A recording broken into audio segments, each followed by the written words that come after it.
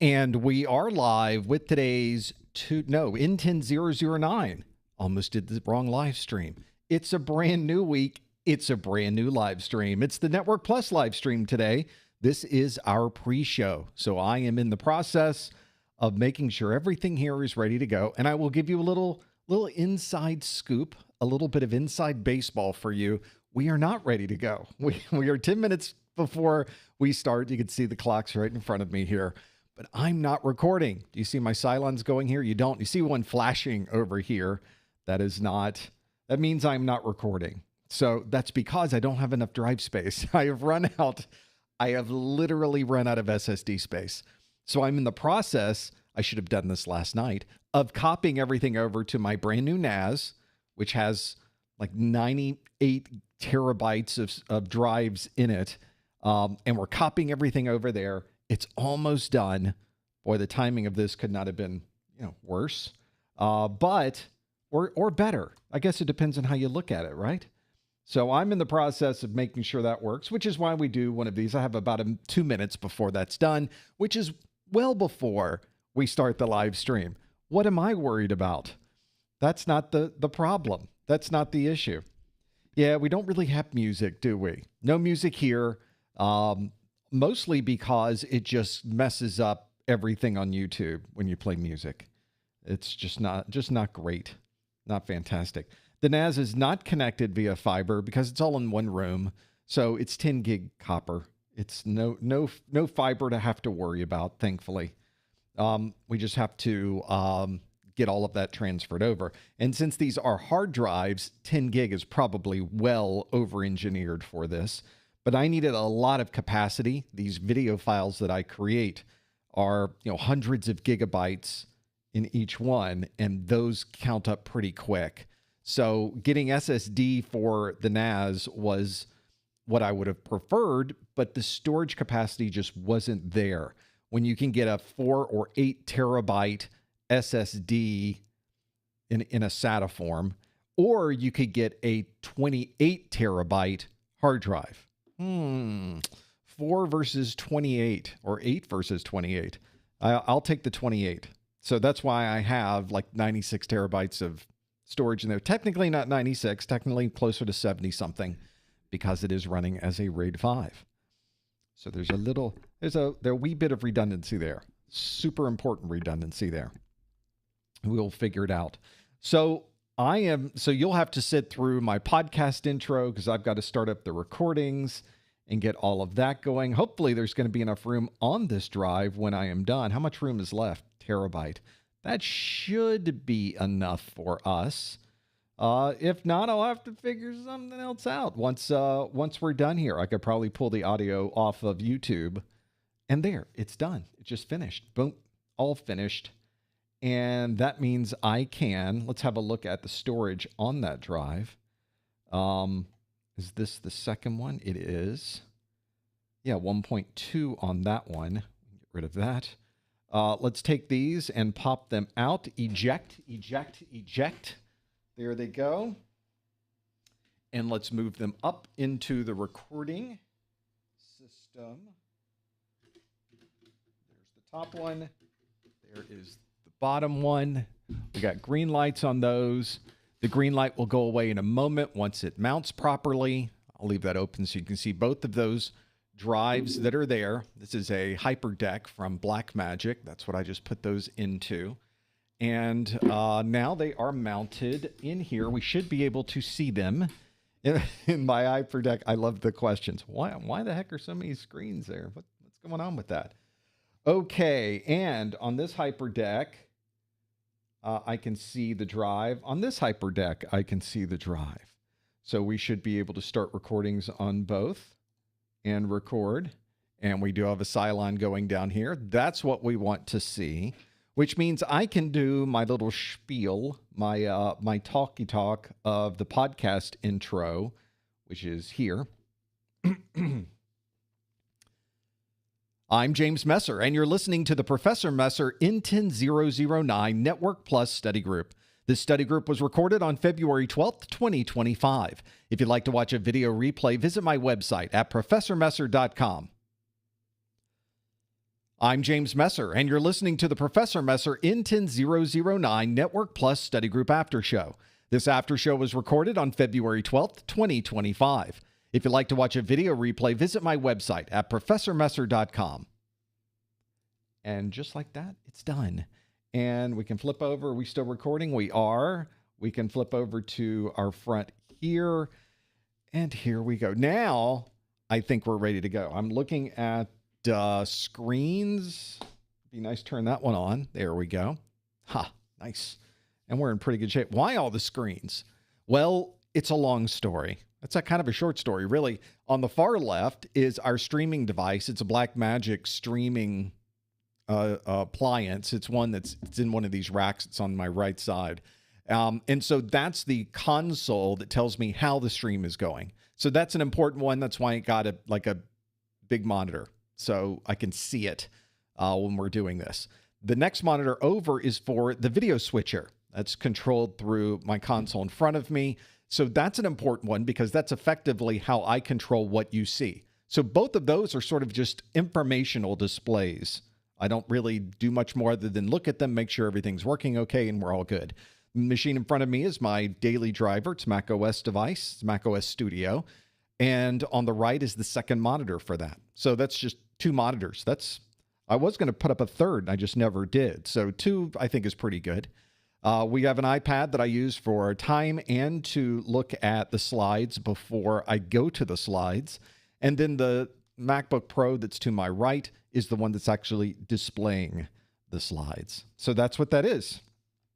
So this video switcher, this is not the switcher itself. It's what Blackmagic Design calls their micro panel.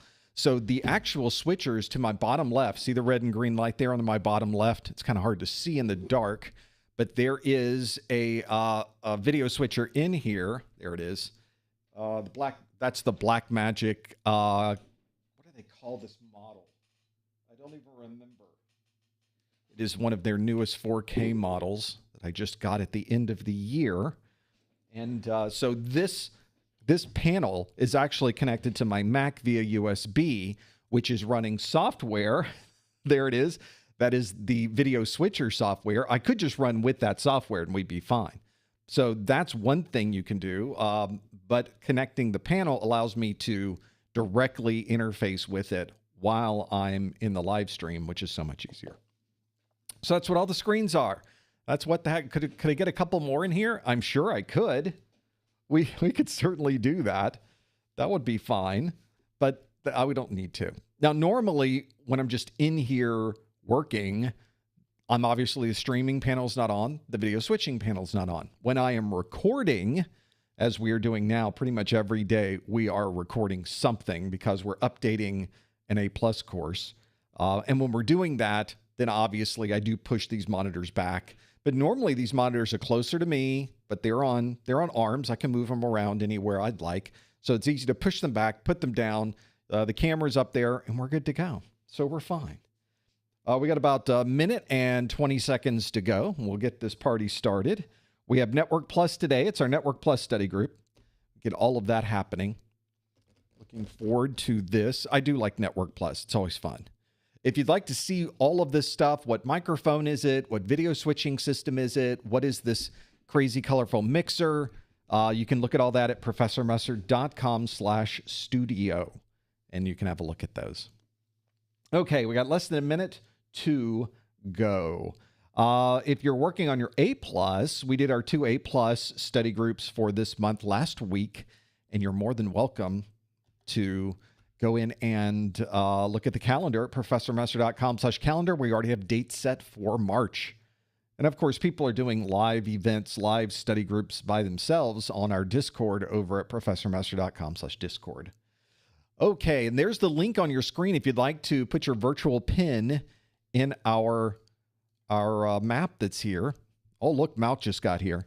You can see I see his pin popped up on there. It's kind of nice to be able to see where everyone is and what they're doing, and I just think that's so awesome. It is the top of the hour. It is time to get things going. Now that we're actually recording this, hopefully I have enough space. We'll cross our fingers, everybody. I'm sure it will be fine. So let's get our keynote running. And let's hit the play button and see what happens. Look at that. It all works just like you would expect. Let's do a live stream, everybody. Here we go. Hello, everyone. Welcome to the February 2025 Professor Messer N10-009 Network Plus study group. This is the study group where I ask you questions that come directly from the CompTIA exam objectives, and you get to answer live and online so that you can see if you know as much as maybe we should know. This is always a good question, is how are we doing with the things that we know? Well, to be able to do that, you're going to need to participate if you are here live. Obviously, this won't apply to you if you're watching this in the replay, but don't worry, you can still follow along on the replay. It'll be great. So the way that you could follow us today and answer questions interactively is by visiting the link on your screen. It is professormesser.com/QA.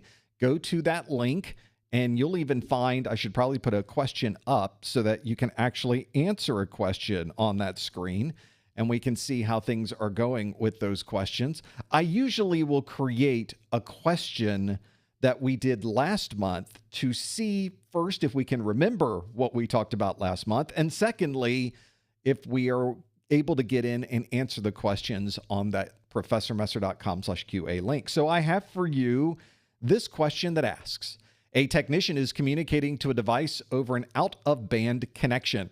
Which of the following is the technician most likely connecting to? Well, you have a number of options. Before I show you the options, I'll remind you that our standing rules are that we answer using the link on your screen, not that link, this link on your screen, professormesser.com/QA. Please no answers in the chat room. Please no hints in the chat room. Instead, you will answer the question of a technician is communicating to a device over an out-of-band connection. Which of the following is the technician most likely connecting to? Is it a VPN concentrator, a default VLAN, a console interface, a loopback address, or a jump box? We will come back to this question in just a moment. So in the meantime, follow the link on your screen, go to professormesser.com/QA, lock in your answer, and see if you know what the answer to that one might be. We have a lot to go through today. There is a lot on the list. I make all new questions every month, of course, so all of these will be new, something you haven't seen before, hopefully. There is, of course, when we are not here live, all of our course is on YouTube. The entire thing, every minute of every video. Nothing is held back. Nothing is behind a paywall. Nothing requires registration. You simply go to professormesser.com/YouTube and you can watch the entire thing. If you've not been to our YouTube channel before, you should go out there, click on the subscribe button if you're there. And if you're watching a video, we'd love it if you click the like button as well. It does help us quite a bit, and something that's free that you could do to help us. So thank you for that. We, of course, have a weekly pop quiz question that we put out on the service formerly known as Twitter. You can go to professormesser.com/Twitter or professormesser.com/X to be able to see those. We also put them on Instagram and LinkedIn. You can find those at professormesser.com/Instagram, professormesser.com/LinkedIn. Everything is there. So if you're looking for it, that's a great place to go. And if you can't find it, go over to our Discord at professormesser.com/Discord. Today, we will be talking about questions that come from the latest version of the Network Plus course. This is the N10-009. So if you are studying right now, all of your study materials should be written for the N10-009 exam. It's a great place to go to be able to find at the CompTIA website to find the exam objectives. Those are important objectives. This was an exam that was released on June the 20th of 2024, and we expect that means it will retire somewhere around the fourth quarter of 2027. So as we sit here in 2025, you can feel comfortable that you've got plenty of time to study for this particular version of the Network Plus exam. The exam itself is 90 minutes in length. You will get a maximum of 90 questions. You might get fewer than 90 questions, and you need to score 720 on a scale from 100 to 900. I know it's an odd scale. It's an odd score. We're not even sure exactly how they calculate the score, but that's not unusual for these types of industry certification exams.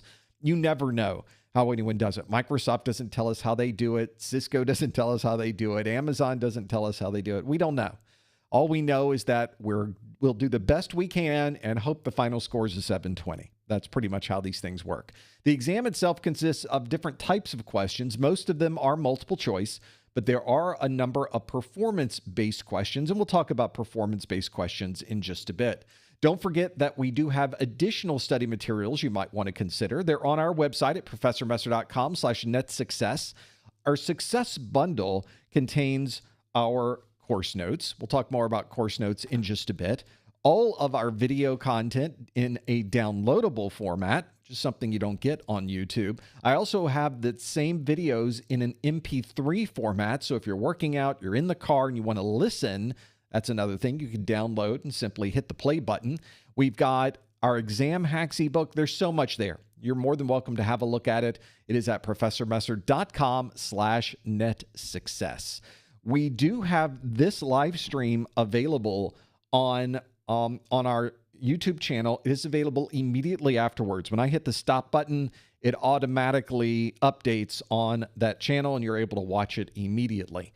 I also take the audio and create a podcast version that I distribute in podcast format to my favorite podcast listening sites, or if you have a podcast listening program on your mobile device or your computer, you can always use that as well. If you need direct access to the XML that allows you to install or use those podcasts, you can find them at that link, professormesser.com/podcast. And if you're listening on a streaming audio service, our podcasts are probably already there.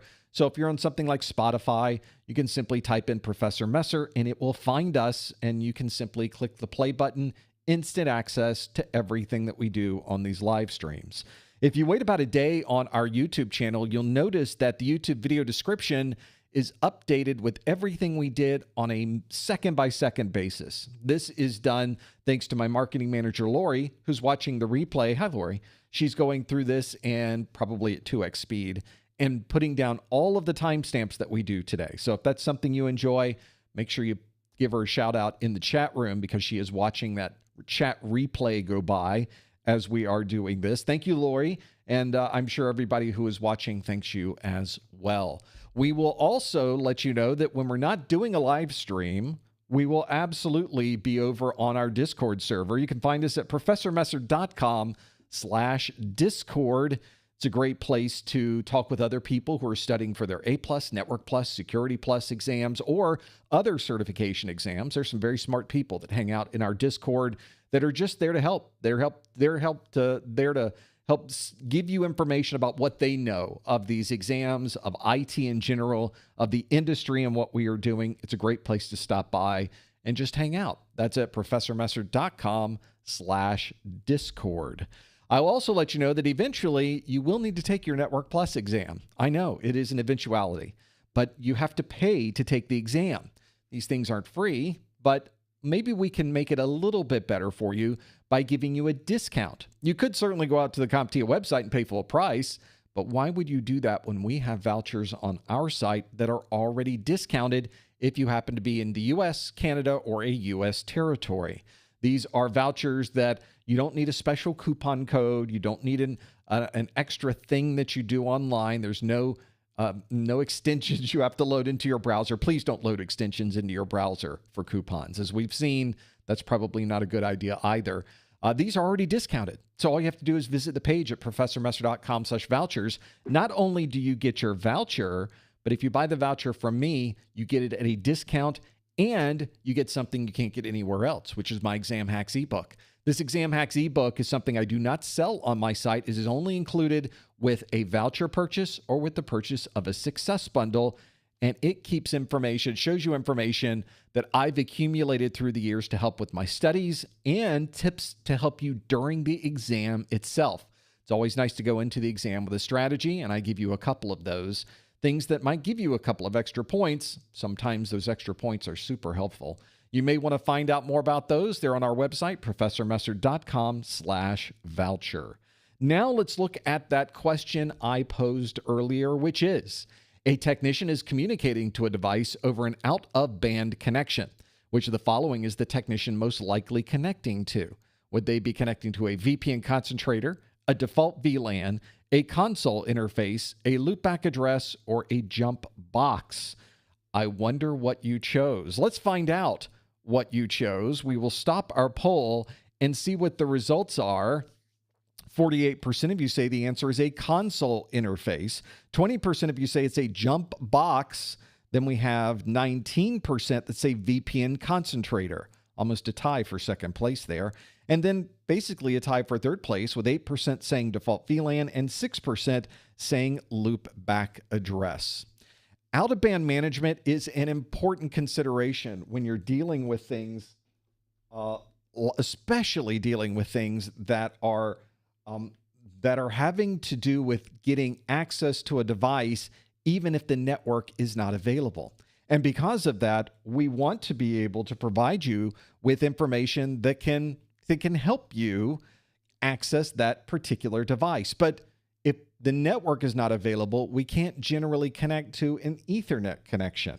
So because of that, one of the ways that you might want to connect to that switch, that router, that firewall, or anything else that you may be working with is to use the console interface on that device. It's not unusual to connect through a connection over a serial link and then somehow have a serial connection to that. Sometimes that serial connection is done using a modem. Back in the old days, that's all we had. These days, you can use a terminal server to be able to find that serial connection so that you can connect to the device even when the whole network may be down.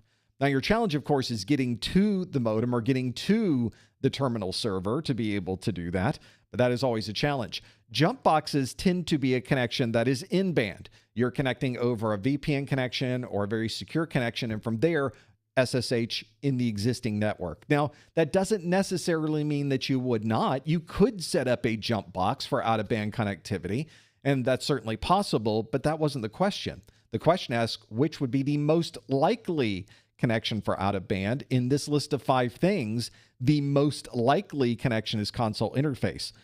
It would kind of be unusual to have a jump box over a serial connection, so I would not put that as the most likely, especially where a console interface is available. That's the one you would use. So that is the answer that we're going to choose on this one. That is the right answer. So if you're someone who chose console interface, you got that one absolutely correct. Well done. Well, one of the challenges when working through a live stream is you never know what's going to go on behind the scenes. And as we've been doing that last question, my computer that provides our slideshow rebooted. It didn't really reboot. I forgot to plug it in, so it just powered itself down. So while I was talking through the answer there, I was also working on getting the system back up and running so that we could then work with it. Let's see if I can get there, everybody. Let's start her up. I think we'll be able to get this going. Fortunately, we have other things that we can go through in the meantime. The other questions, by the way, on this VPN concentrator is really there to provide a direct secure connection to that particular device. So that's not going to be the right answer for an out-of-band connection. We have a default VLAN. Default VLANs are used to segment devices on a switch. It has nothing to do with out-of-band connectivity. And then we also have loopback address. That's used to reference a device using an IP address that is specific just to that device, often an internal address. For example, a good example of IPv4 loopback address is one that is configured with a 127.0.0.0/8 network. You've probably seen those loopback addresses used before. And that is certainly something you should consider if you're someone who is working along the lines of getting connectivity out of band. Try to find a connection over a console interface and you should be just fine. Let's get this system back up and running. We're in pretty good shape now. One of the nice parts about starting up from scratch is going through the initial startup process and making sure that everything will work. And I think we're in pretty good shape. Let's do some new questions, though. As I mentioned earlier, that was a question from last month. I want to give you a question that is new. So this will be a new question for you. And this is not a multiple choice question. I mentioned earlier on the exam, you could be given a performance-based question. In fact, the first handful of questions you get on your exam will probably be performance-based questions. Those performance-based questions are designed to make you use everything you know from the exam objectives and answer a question with the knowledge that you have. They're not designed to be tricky. They're not unusual information coming out of left field. I think a lot of people worry about performance-based questions. If you know the exam objectives, in my mind, it really doesn't matter how they ask the question. You know the answer. So whether it's a multiple choice, a fill in the blank, a matching question, a drag and drop question, doesn't matter. You will know the answer and you'll be able to answer it with no problem. So let's now take this performance-based question that we've created and let's answer this one. This performance-based question is one that's a little bit different than what you might get on the exam itself, because this performance-based question is not giving you a prompt or a matching option. This is a fill-in-the-blank question. So I'll tell you right out of the gate, this is harder than what you would normally get on the exam, because the exam itself does not really do fill-in-the-blank questions. But I'm doing one for you just to make it a little more difficult for you. The question asks, determine which DNS record is the most likely cause of the following problems. So I have for you 5 different problems. I want you to tell me what's messed up in the DNS. Which record is causing this issue? Maybe some of you are familiar with this. Let's see if you are. The first problem we need to solve is all browser sessions to www.example.com are sent to the wrong IP address. What DNS record is problematic with that one? We already know there's a problem. We just need to figure out which type of record we are having a problem with.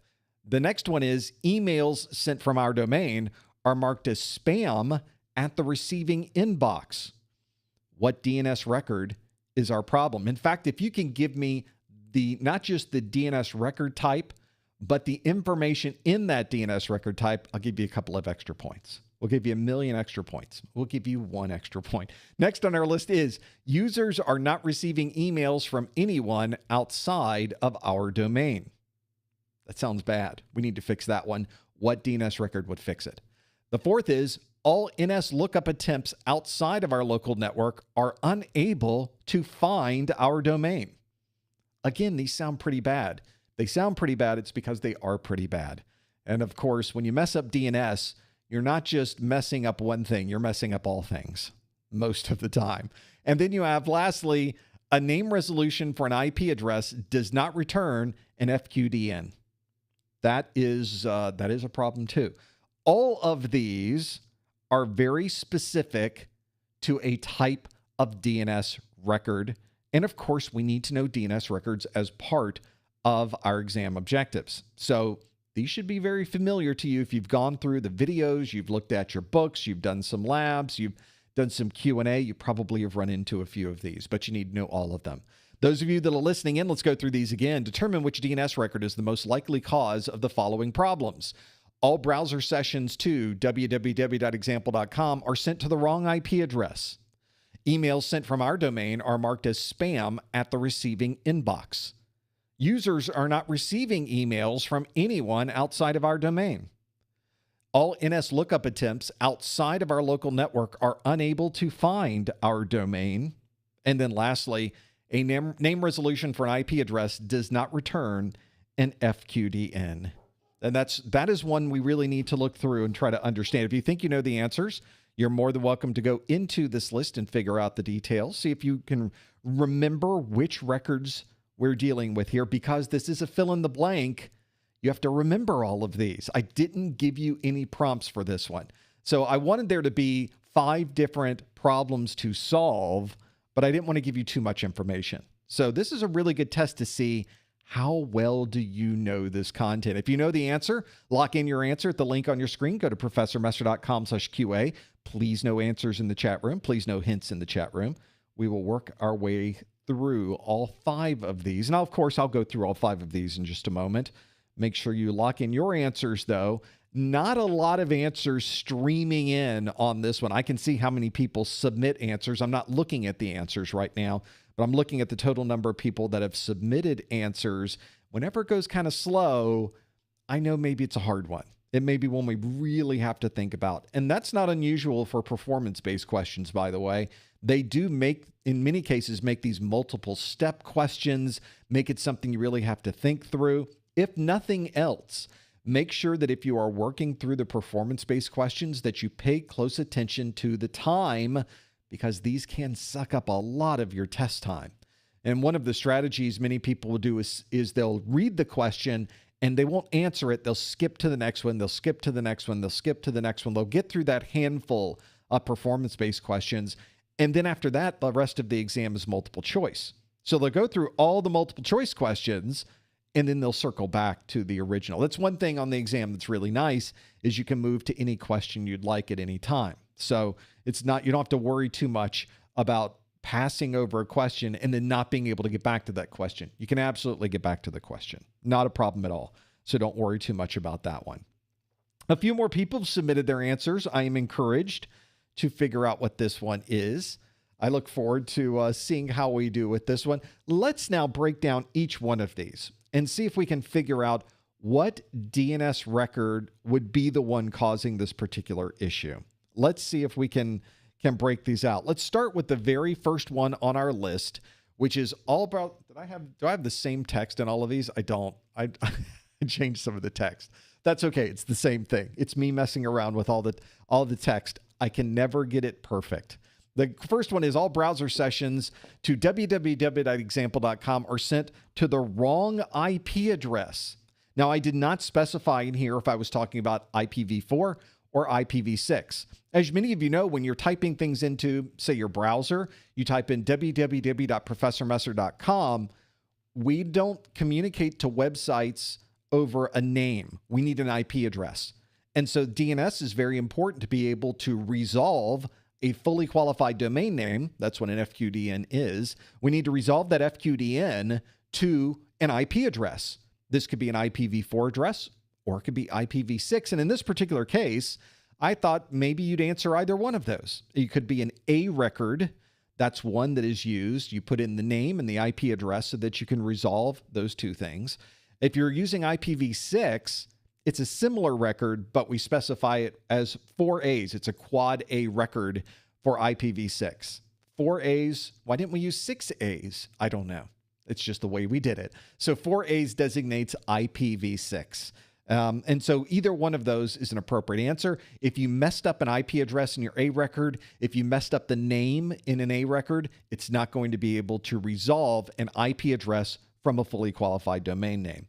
So one of those is your problem. Make sure you figure out what in that record is wrong so that people can properly resolve that particular host. One good thing about that one is that this particular reference here, if you mess up an A record, generally you're only messing up one host. So other A records should be okay.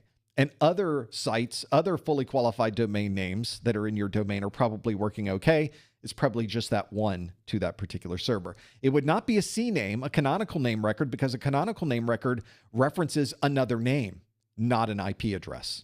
So technically, I guess if you bring it all the way back, the C name references an A, which then references the IP. So technically you're correct. I'll give you credit. C name works for me too. You convinced me. Or I convinced myself. Somebody convinced myself. So that works for me. I'll take CNAME in there as well. Second on our list is all emails sent from our domain are marked as spam at the destination. Now, this has happened to me on my email server. So that is a little bit of a challenge, is dealing with those types of problems. Fortunately, we have an entire system in DNS to help us determine if mail is really being sent from the correct mail server and if the mails are being digitally signed by the true author of the mail. So one of the ways we do that is to put that information into a text record in your DNS server. Now, technically, we're talking about an SPF record. We're talking about a DKIM record. So if you don't know what those terms are, those are abbreviations. And if you don't know or aren't familiar with those abbreviations, absolutely go look at our DNS video on these records. I go not just into the text record, but I dive into SPF, DKIM, and tell you about how they are used to help prevent spam on our networks. They are very, very useful for preventing spam. And these days, my email servers, I like to say, and my DNS is all up to date with the proper text records so that you will receive emails from me and they will not be marked as spam. So that is what we would use. Changing an MX record would not change how we are viewed from a spam perspective. So that's not what we were dealing with. In this case, it's a text record is what we would want to see. Third on our list is users are not receiving emails from anyone outside of our domain.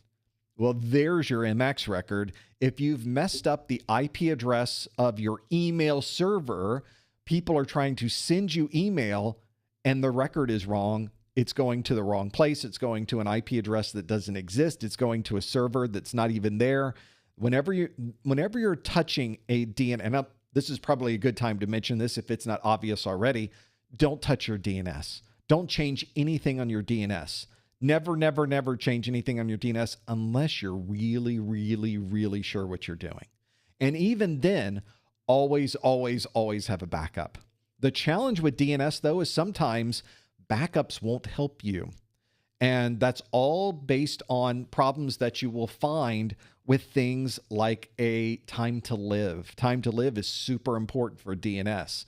So I've seen situations where someone has set their time to live to be very long, and then they make a change on their DNS, and that change will not take effect for many people until that time to live expires. So imagine you could set your time to live to be 30 days, to be 60 days, to be 90 days. You could set your time to live to be very long.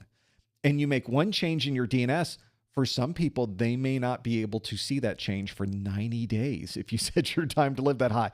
If you look at my time to live on my DNS server, I think it's 10 minutes. It might be 5 minutes.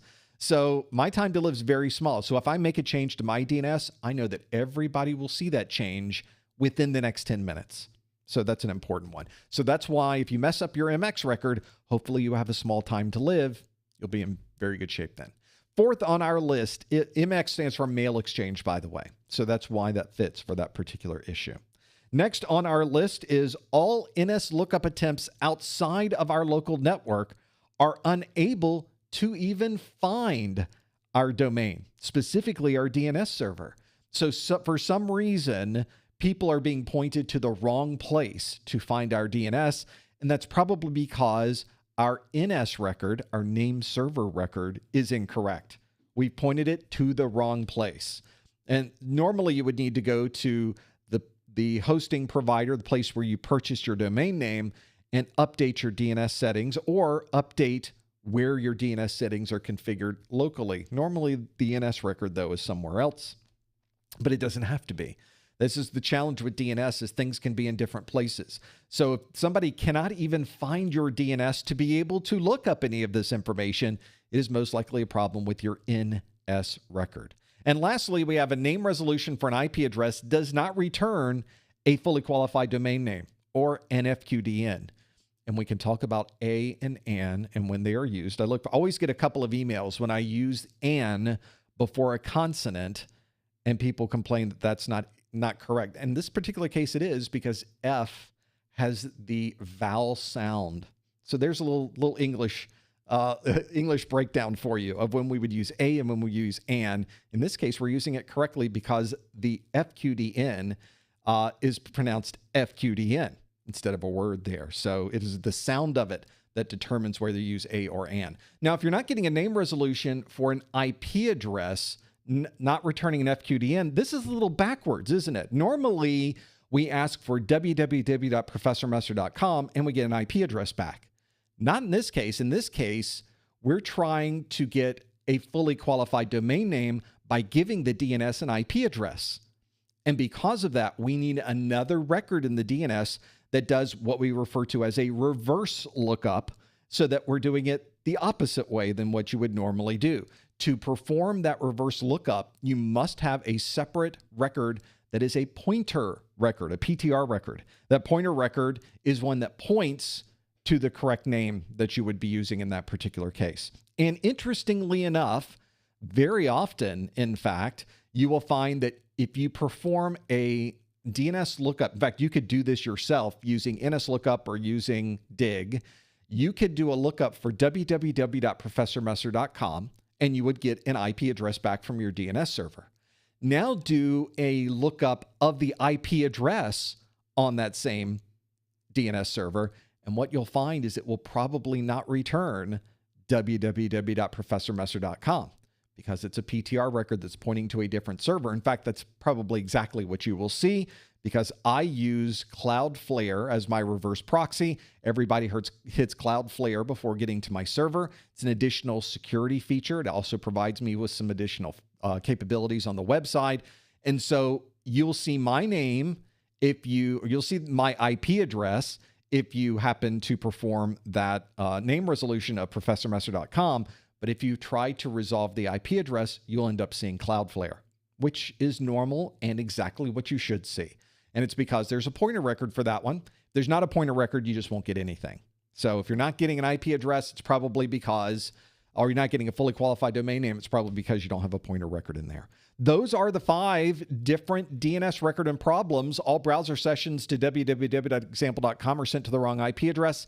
Is an A, a quad A, or a C name? I'll take it. All emails sent from our domain are marked as spam at the destination because we did not configure our anti-spam features that you would put into a text record. If users aren't even getting emails that anyone is sending to them, then you messed up the MX record. That's not good. All NS lookup attempts outside of our local network are unable to find our domain. We probably messed up our NS record. And then lastly, a name resolution for an IP address does not return a fully qualified domain name, and that's because there's no pointer record there to be able to provide that to us. Ooh, that is just 5, 6, maybe 7 of the different DNS records you need to know for this exam. Make sure you are familiar with them. You could certainly be asked about anything relating to DNS records, and I have examples of what these records look like in my video. We talk more about these anti-spam features. All of these things could be asked of you on the exam. Make sure you are familiar with them. It's an important part of what we do in our world of networking anyway. These are, we always worry when you're studying it. Am I really studying this? Is there a good reason I'm learning this? In this particular case, there's a great reason you're learning this. Knowledge of DNS is very useful knowledge, if for nothing more than to prevent your entire network from crashing. So make sure you know DNS. If you were to grab a DNS book, they are thick. There's a lot to learn. It's almost overwhelming. So you kind of have to take DNS a chunk at a time and learn a little bit at a time. And this is a great place to start with the DNS records. Okay, enough of our, by the way, you guys did great on this one. This is one, a fill in the blank is always a difficult question. On your exam, it will probably be a matching question or a pull down menu where you select the right thing. CompTIA at this point has not put fill in the blank questions on their exams, at least not that we have seen. But they could. They certainly could add those at any time. You should be ready for anything. Speaking of being ready for anything, let's do another multiple choice question. That should feel better already, right? The multiple choice question we have for you asks, a technician has arrived from your WAN provider and they're looking for the MDF. Which of the following would best describe this location? Would it be just inside the front entrance, on the roof with a clear line of sight, next to the executive suites, in a secure computing center, or on the outside wall of the building? There's quite a few to pick from here. In fact, I could go a couple of ways with this one, and we can talk about why I would choose this particular one. Let's go through the question again. It asks, a technician has arrived from your WAN provider, and they're looking for the MDF. Which of the following would best describe this location? Is it just inside the front entrance, on the roof with a clear line of sight, next to the executive suites, in a secure computing center, or on the outside wall of the building? Now, if you think you know the answer, please no answers in the chat room. Instead, you want to go to the link on your screen, go to professormesser.com/QA, and lock in your answer. That's what you want to plug in for this particular question. See if you know what this question is. This should be a good one. Now, if you think you know the answer, as always, of course, make sure that you answer by going to professormesser.com/QA to lock in those questions. It's a pretty important one to go through. And of course, as always, please no answers in the chat room. Please no hints in the chat room. You have to figure out what the differences are here and lock in your question following those links on your screen. Should be pretty good to figure out the details. And if, I would think if you were someone who is either working for the WAN provider or you're working for the person receiving the services from the WAN provider, this is an important question. And this happens all the time, by the way, is someone shows up and says, hey, we were called about this thing. Oh, today's your installation day. Nobody told you, but turns out it is.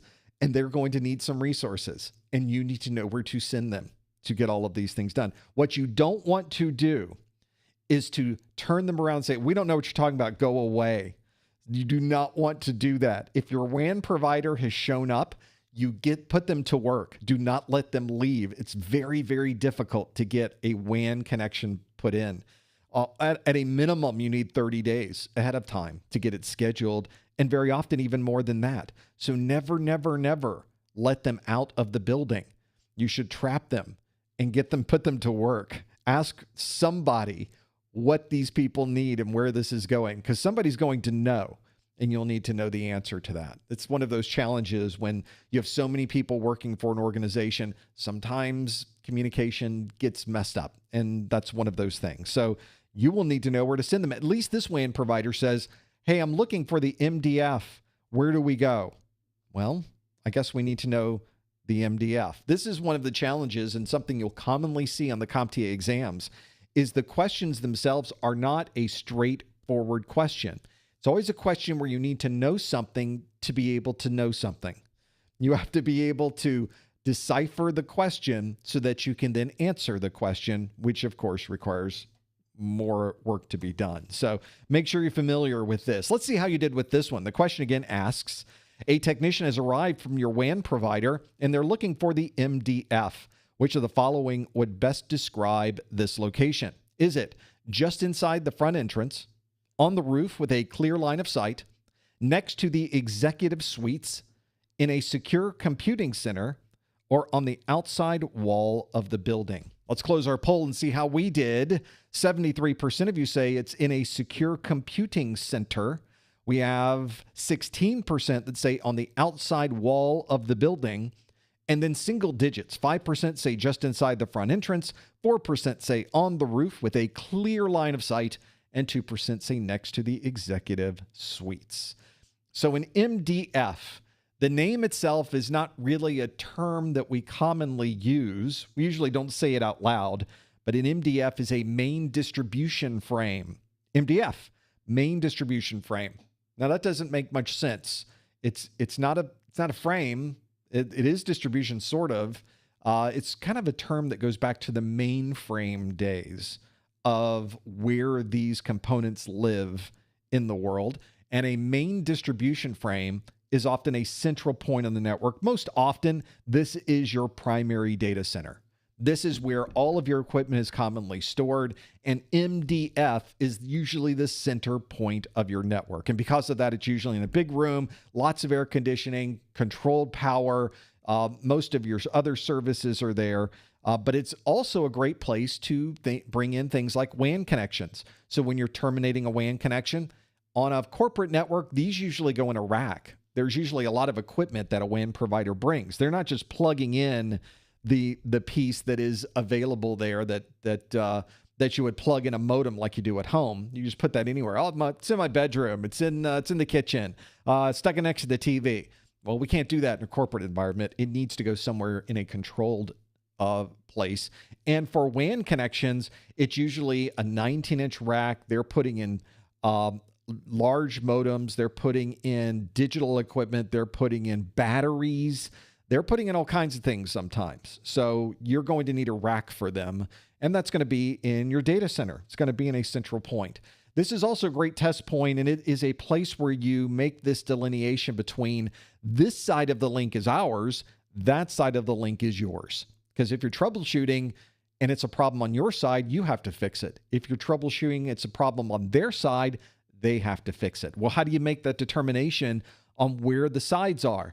Well, they're in that rack in the MDF where you plug everything in and have all of those pieces there. So if you're plugging it in, it's probably in a data center, something like this.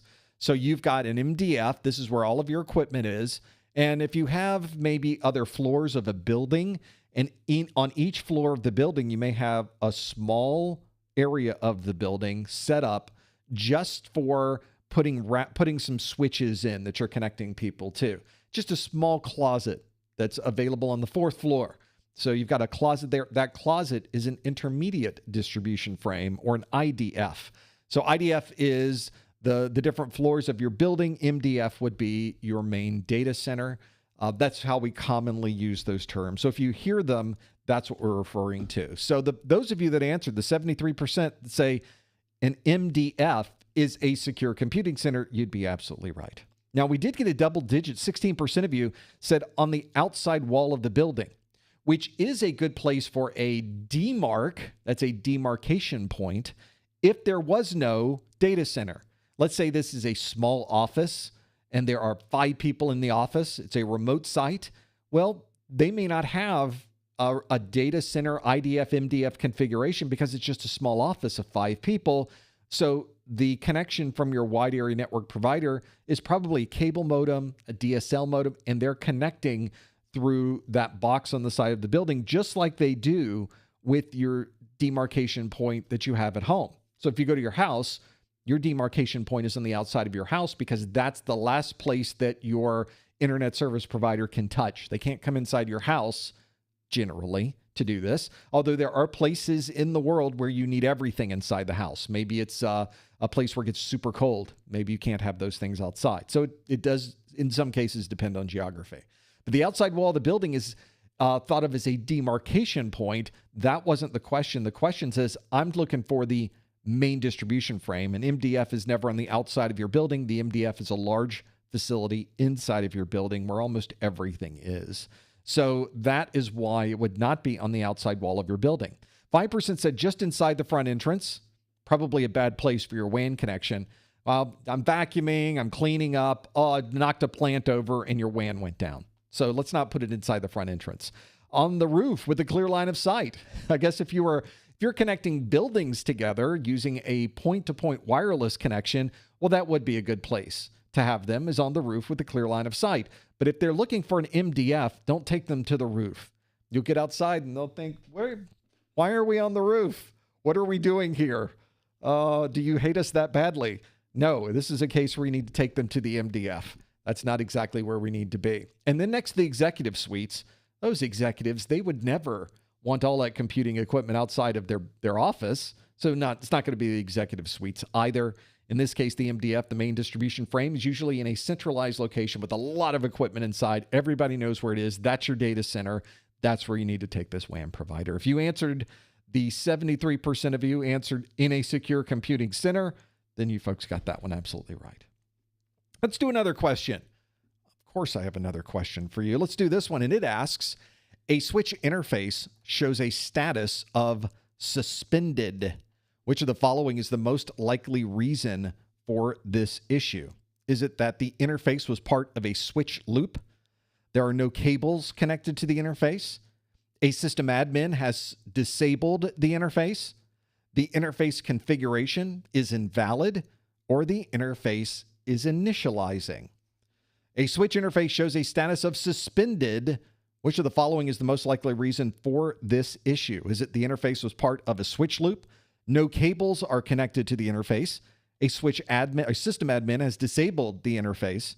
The interface configuration is invalid, or the interface is initializing. If you think you know the answer, I guess it'd be good if I put the link there. There you go. ProfessorMesser.com/QA gets you to the answer.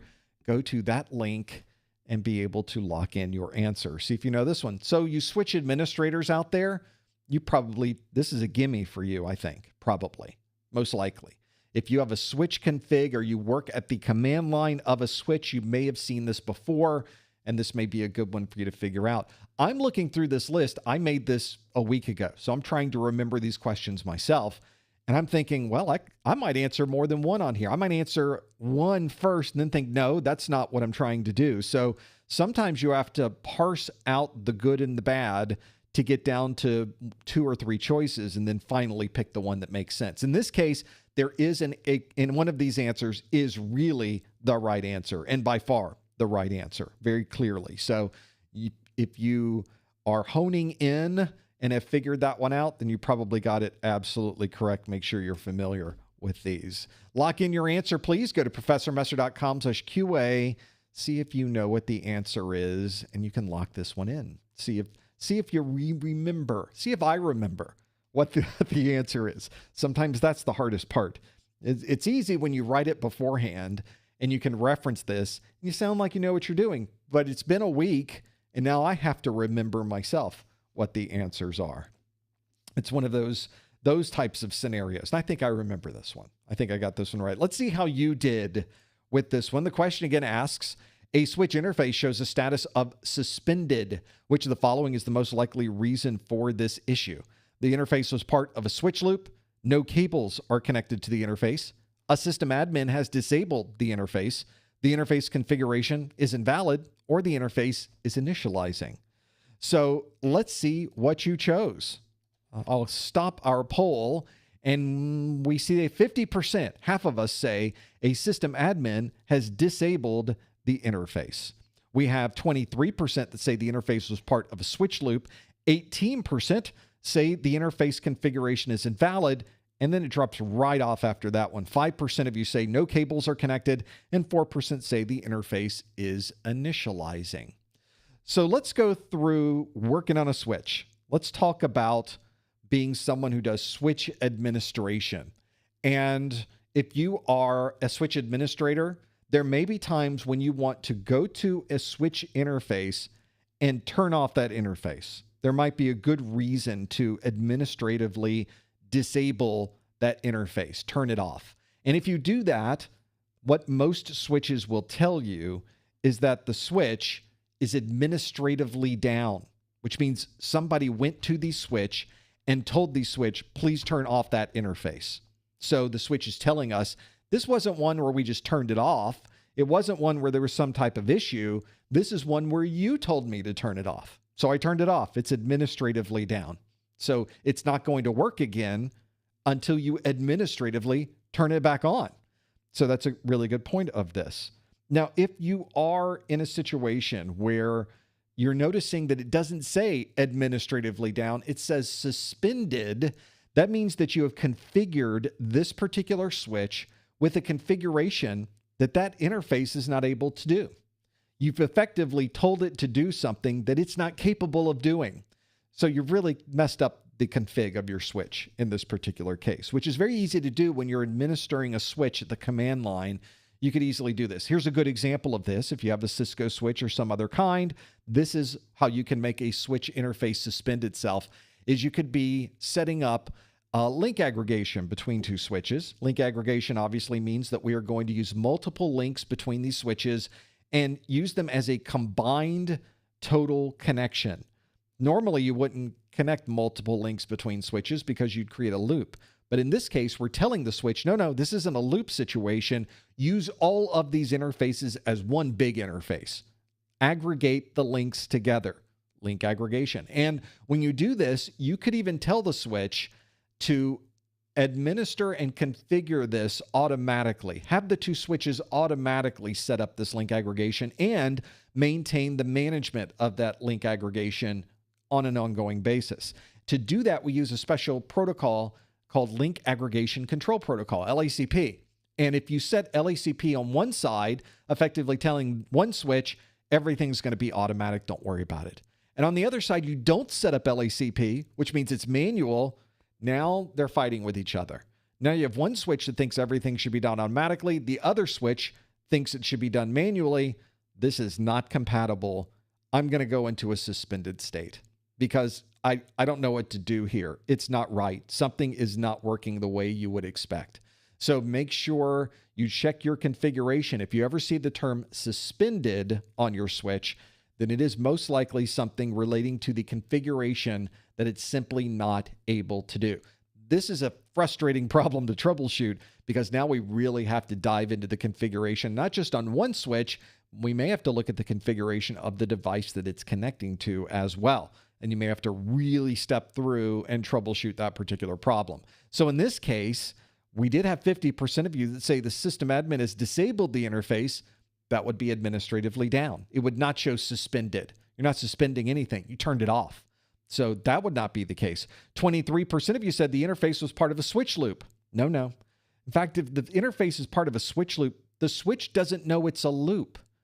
So how would it know to turn off an interface unless you're running spanning tree, in which case there wouldn't be a loop? See how this works? So in this particular case, interface being part of a switch loop doesn't turn off an interface. That would be nice if it did, then we would never have a loop. But we have a loop. So that's not the problem either. 18% of you got the right answer. The interface configuration is invalid. So that is exactly what we were looking for. That will cause the switch to put the interface into a suspended mode and be able to do that. So absolutely what we should work through. 5% said no cables are connected to the interface. The interface is just going to be down, just not going to be active. It certainly won't be suspended.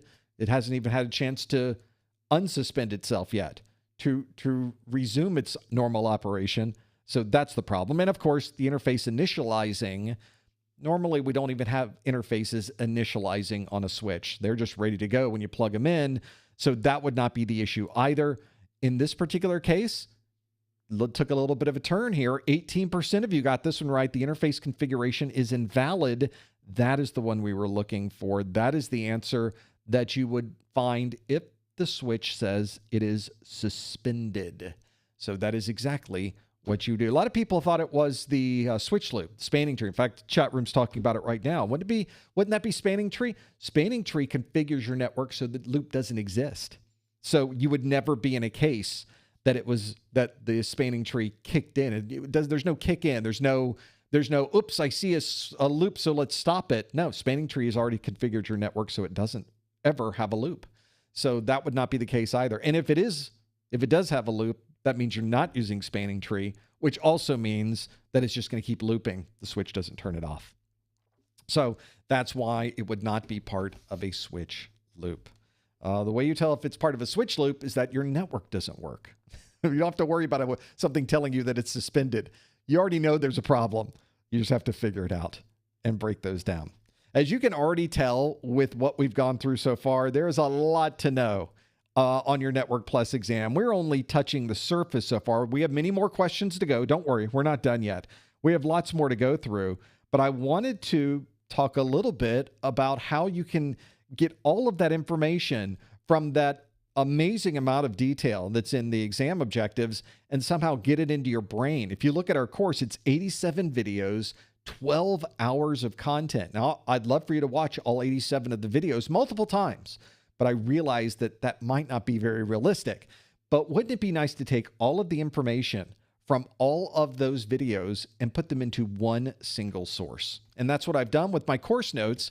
I've created for you a consolidated set of notes that goes video by video, starting with understanding the OSI model, going to section 1.1 networking devices. Next section is 1.2 networking functions, then designing the cloud. This is the same structure as the CompTIA exam objectives and the same structure as my videos. That is not a coincidence. That is by design. And so I've created my course notes book to give you the same format. You can follow along if you're going through the video itself, or of course, you could simply use this after the fact as a summary of everything that you learned in all of the videos that you've already watched. All of the text from the videos is in here. As you can see, all of the important graphics, all of the charts, all of the tables, they're all in here. Everything you need to know on this exam is crammed into this book. Now, of course, this doesn't replace watching the videos or reading your book or doing labs or going through Q&A, but it does give you a nice consolidated view of everything that's important for this particular certification. Not only do I have the digital version that you just saw, the PDF form, but that same information is available in a book form, in a physical book form. And as you can see, it's identical to exactly all of the things that you just saw. Full color. It is what they call perfect bound, which is the soft side binding. And it's one that we print and ship to you. If you purchase the physical edition, which is what this is, you get the digital edition for free. So you're more than welcome to download that immediately while you're waiting on your book to be delivered. That is all on my website. You can find out more about both the digital edition and the physical edition by going to professormesser.com/NPCN. That, of course, stands for Network Plus Course Notes. Let's do another question, shall we? And by the way, thank you for those of you that have supported us by purchasing the course notes, the success bundles. You've bought your voucher on our site. This is a huge thing. It goes a very long way to help support what we do here. It helps us, gives us everything we need, the resources and tools we need to make even more videos. You are really paying it forward. So thank you so much for that. Let's do some more questions. This next question asks, a user registered for a cloud service, was provided a username and password, and began using the service immediately after logging in. Which of the following would best describe this cloud model? Would it be SaaS, community, IaaS, private, or PaaS? I guess I could spell it out too. A user registered for a cloud service, was provided a username and password, and began using the service immediately after logging in. Which of the following would best describe this cloud model? Is it SaaS, community, IaaS, private, or PaaS? I'm really using the de-esser in my new mixer right now. SaaS, a lot of S's. I apologize. We'll get you something. I'll turn the de-esser up a little bit more on the next run, or maybe not. Hopefully you're familiar with this. Cloud services can be deployed in a number of different ways. There are a number of different deployment options. You think you know what the option is for this one? The link is on your screen. Go to professormesser.com/QA and lock in your answer. See if you know what this one is. We have to know a lot about the cloud. I noticed that CompTIA is starting to differentiate different cloud model things on their different exams these days. So now A+ is going to be very different than what you get on the Network Plus, which will be very different than what you get on Security Plus. And I think that sort of speaks to what we are doing with cloud technologies these days, especially as we are formalizing and we are maturing the cloud services in real time in many ways. It's odd to call it a mature service at this point, given the very short period of time that it's been around. But we're doing a lot in that very short period of time. And because we're doing that, new technologies are popping up, new connectivity, new ways of managing, new ways of securing cloud services. There's a lot happening in the cloud. If you're part of that cloud service extravaganza, that cornucopia of things that you need to know, that plethora, that cacophony of cloud, I think is what it would be. We're going to stick with that. There's a lot to know, and you're constantly learning, which makes it fun to be in that particular technology in my mind.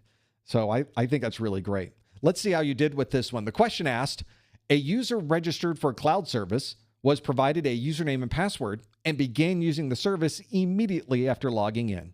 Which of the following would best describe this cloud model? Is it SaaS, community, IaaS, private, or PaaS?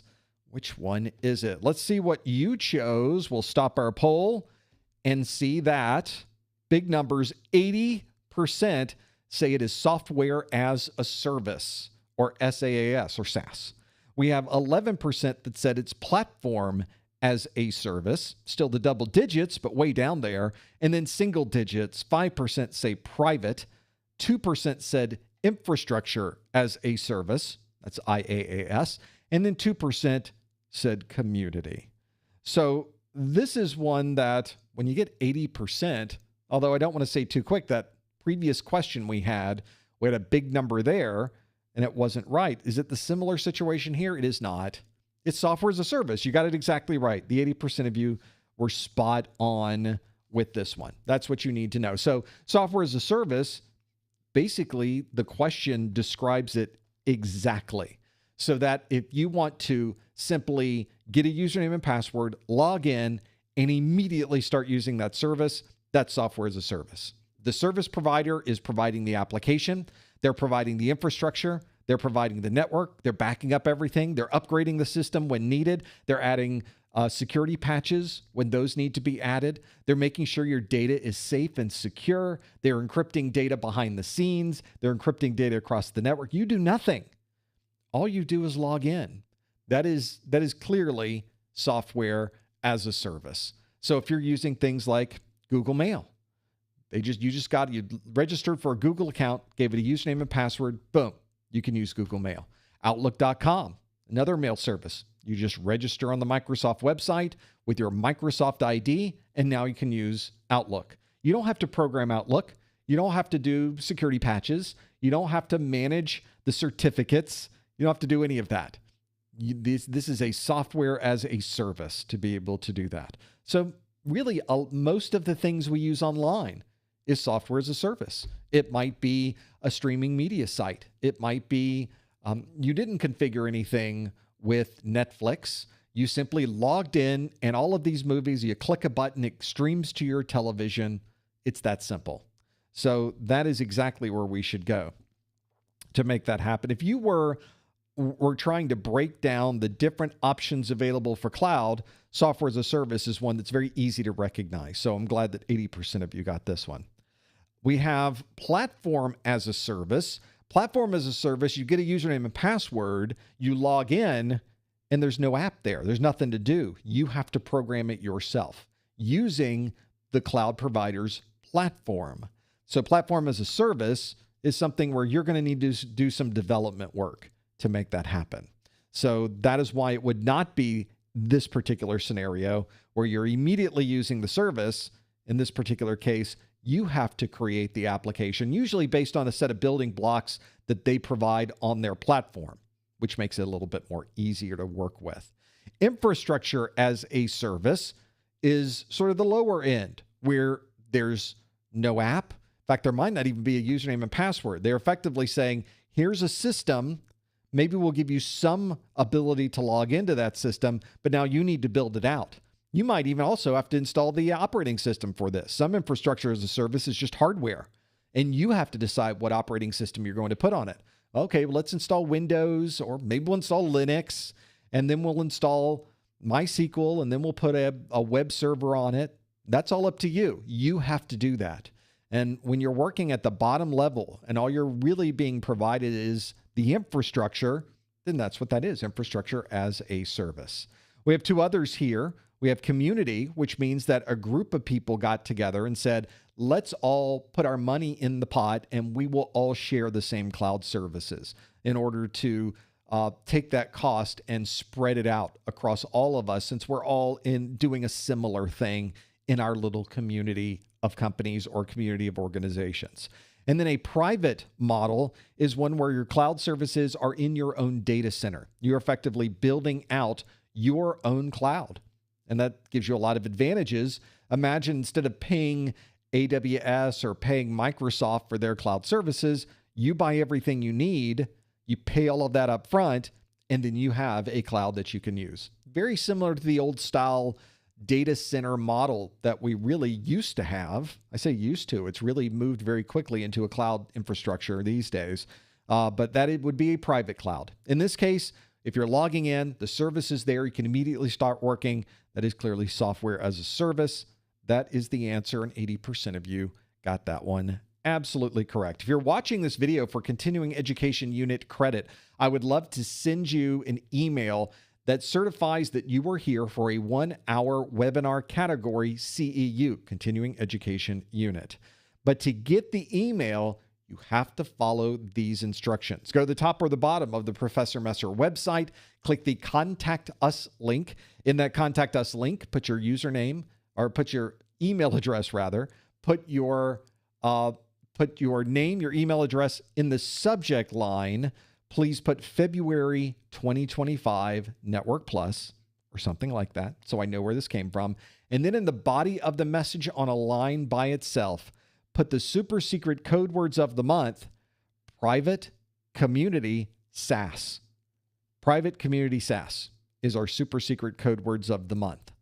Again, to receive your email, go to the top or the bottom of the Professor Messer website, click the Contact Us link, put in your name, your email address. In the subject line, please put February 2025 Network Plus. And in the body of the message on a line by itself, put the words Private Community SaaS.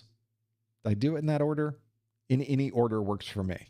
But those are the ones that would help me a lot. And then if you'd like to put any other text in there, I do read through every single one of these. I'm not able to reply back to them just because of the large number of these that I get in, but I do like reading through them. So if those of you that have added just a little hi there, or telling me about where you are in your studies and what you're doing with the certification, it's great reading, and thank you. It gives us a little bit more meaning behind what we do here. It's nice to hear from you. So thank you for doing that. Not necessary though. If you just want to put private community SaaS, I'm fine with that. I will know exactly what you need. I'll take care of you. No worries there.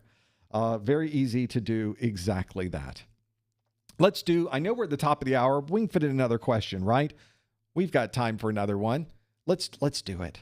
Why not? Next on our list is this question that asks, a network administrator would like to automatically use a backup link if the primary network connection fails.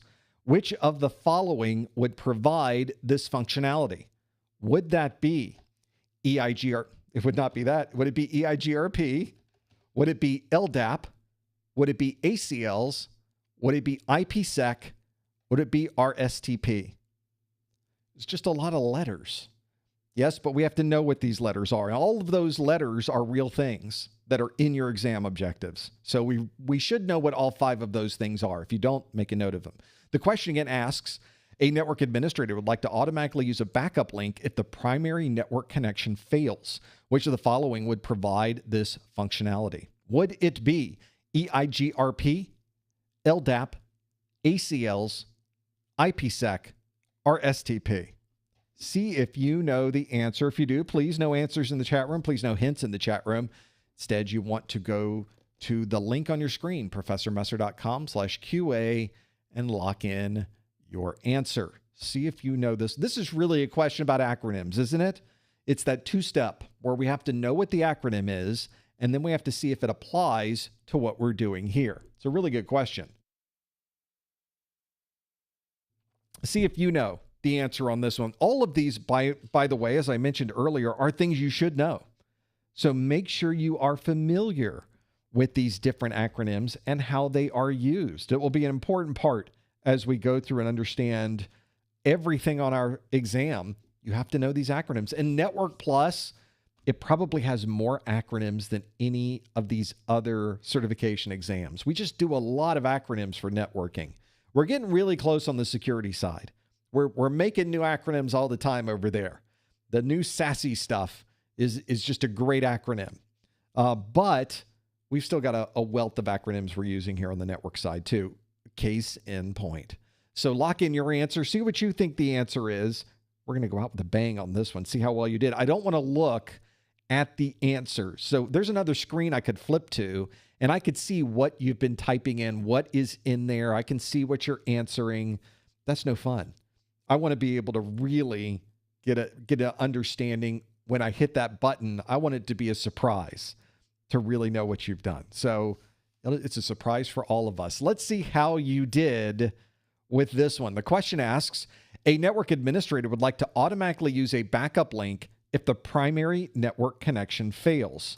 Which of the following would provide this functionality? Would it be EIGRP, LDAP, ACLs, IPsec, or RSTP? Yeah, you know me. The answer is, or what you chose is, 46% of you say the answer is EIGRP. We have 28% of you that say it's RSTP. We have 14% that say it's LDAP. And then finally, single digits. 9% said IPsec. 4% say ACLs. Well, the real problem we have here, and this is a very common problem that we really have to work through, is understanding how to have a plan B, how to have an alternate direction to go if the first network connection fails. This is a common problem when you are working and designing a network, is we're going to plug into this WAN link. And the question always comes up, what if that WAN link goes down? What if that internet provider has a failure? What if somebody drives over the fiber? What if, and this happens all the time, what if a truck runs into a pole and at the top of that pole was the fiber run for that WAN connection? and it's going to be down all day. They have to repair it. They have to put a new pole in. They have to run new fiber. It's going to be hours. So we don't want to be down all day. How can we get a way to maybe switch over to a different connection if we lose this connection? And there are many, many different technologies that can do this. There are technologies at the switching level. There's technologies at the routing level. There's technologies at the physical level to do this. But there are different ways to, when you look at this list of 5 things, there's only one in this list that even comes close to having this functionality. And that would be the Enhanced Interior Gateway Routing Protocol, the EIGRP. Almost said exterior. EIGRP is not used exterior. EIGRP is an interior protocol you would use on your internal network to automatically, it is a dynamic routing protocol, so it automatically is able to determine what the best route is, and it uses that route. And makes that determination based on a number of things.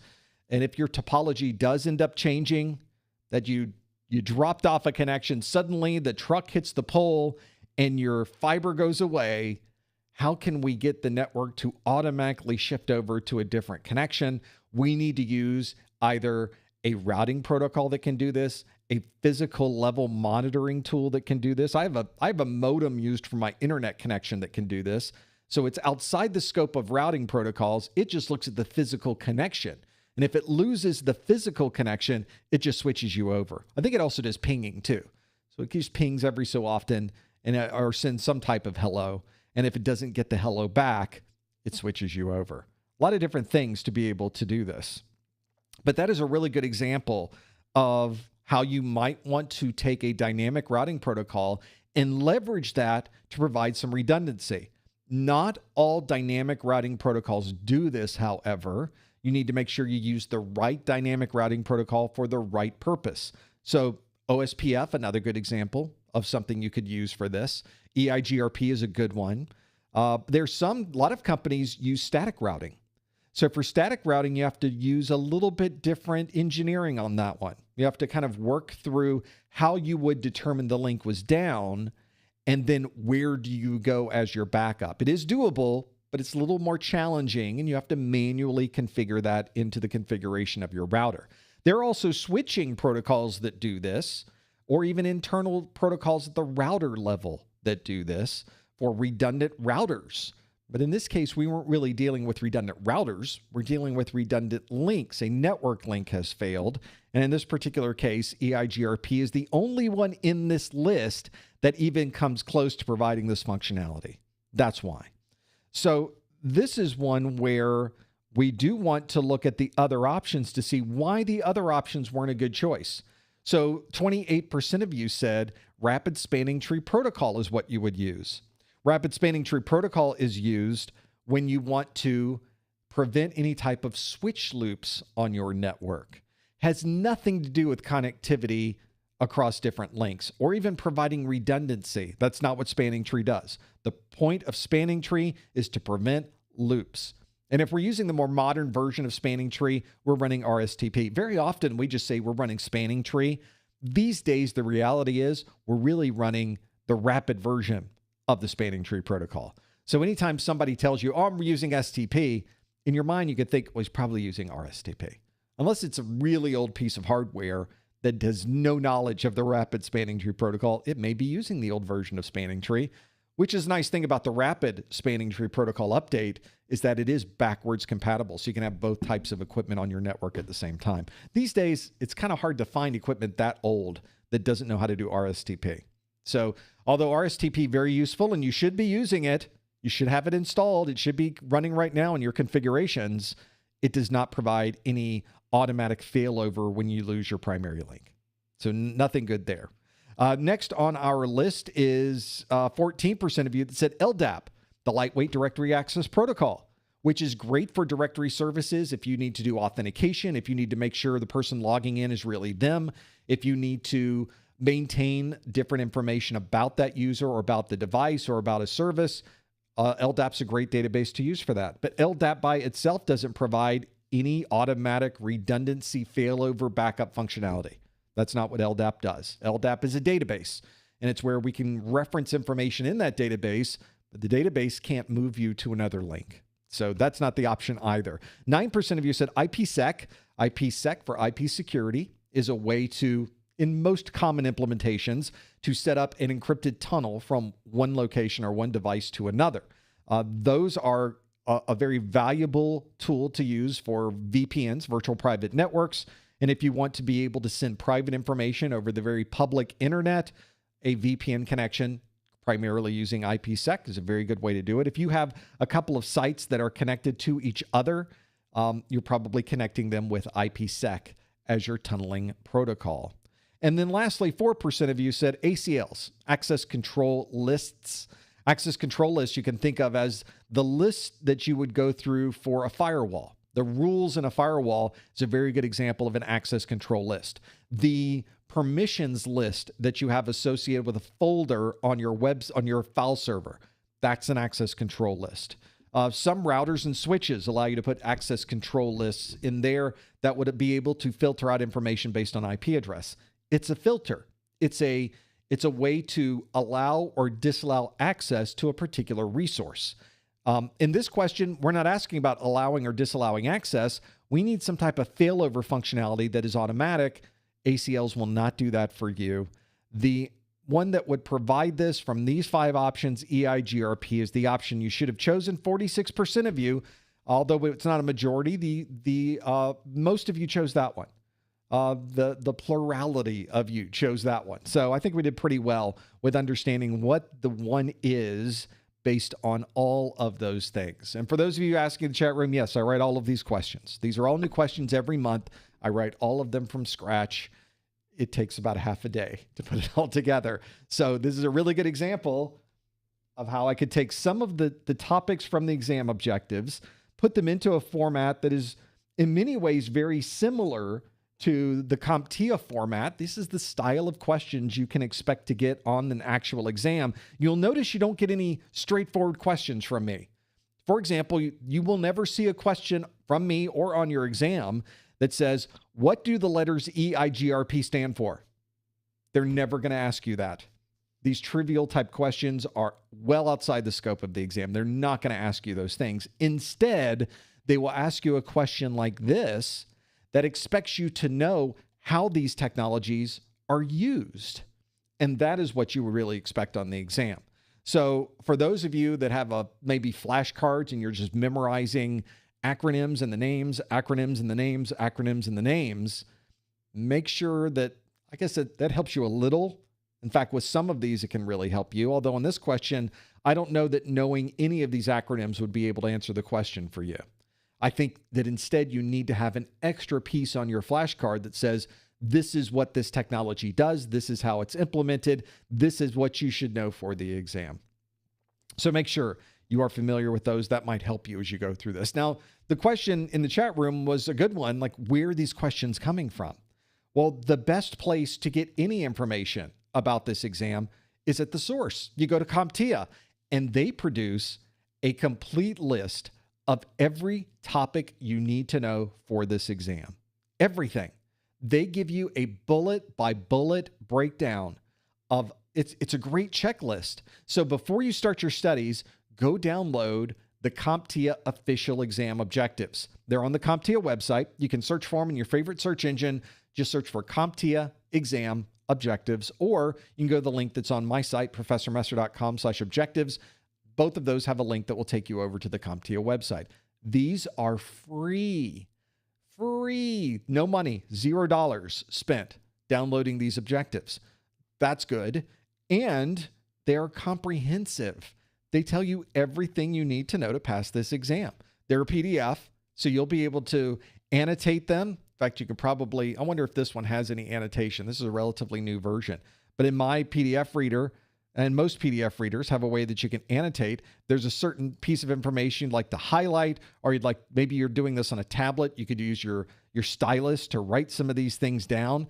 It's a PDF and it has everything inside of it. For example, given a scenario, implement IP version 4 and IP version 6 network services. Here are all the different record types you need to know for name resolution: the A record, the quad A record, the CNAME record, the MX record, the TXT record, the NS record, and the PTR record. We did all of them today. We did do all of the records today. So we went through every single one of those in our performance-based question today. And the reason they were in the performance-based question is I took them right from the exam objectives. If you know everything in this list, and it's a very comprehensive list with hundreds and hundreds of bullets, but if you know all of it, you're going to pass your exam with no problem. So if you're ever wondering, am I studying the right thing? Did I miss anything in my studies? This is the checklist that will tell you. It's the CompTIA exam objectives. Make sure you grab it. Go to professormesser.com/objectives. We do one of these study groups every month. Well, I've already have the March study group already arranged for March 19th. So put that on your calendar. Of course, you can check our calendar, which is at professormesser.com/calendar, to know when our next A+ study groups will be, our next Network Plus study groups, our Security Plus study group. We have one coming up next week. If you'd like to know when that is going to be, it's on the calendar. Go to professormesser.com/calendar. Also, let you know that these things can change. So depending on what's going on in the crazy world I live in, I may decide, oh, March 19th is not going to work for me. I need to shift that a day. Maybe I need to make it the 20th or the 21st or the 25th or I don't know. We may have to change the date. And if that happens, I update the calendar immediately. So the instant you go to professormesser.com/calendar, you should know that you are seeing the latest set of dates and scheduling. And if it ever changes, that's where I'm going to change it first. I also keep that same set of dates over on our Discord server. There is an events channel on our Discord server. That information is there as well. We've gone through an hour of content, but we're not done yet. There's much more to go through. Stick around for our after show. I want to answer questions from you that you can submit using that same link we've been dealing with, professormesser.com/QA. At the top of your screen, there's a tab, and you can submit questions at any time for our after show. That's what we're doing right after this, so don't go anywhere. We're going to answer your questions coming up in a moment. Don't forget about our success bundle at professormesser.com/netsuccess. We also have our discounted vouchers on our site. You don't need a voucher code. You don't want to pay full price. Instead, go to professormesser.com/vouchers. And of course, we're on social media. Just type in professormesser.com/ the name of the site you'd like to find us on, /Discord, /YouTube, /Twitter, /Instagram, or many others, /Facebook. There's others that we are on. If we're not on the one that you're on, let me know. We'll make a link over to that one as well. Well, those are our practice questions for our first hour. Thank you so much for joining us. Stick around for the after show. We have a lot more to go through in our after show, and I love answering your questions. It's a great way to see what you're thinking and to talk more about the Network Plus exam, technology, IT, or really anything else you'd like to talk about. Thank you so much for joining us in this first hour. Stick around for the after show. We'll see you next time on the Network Plus Study Group.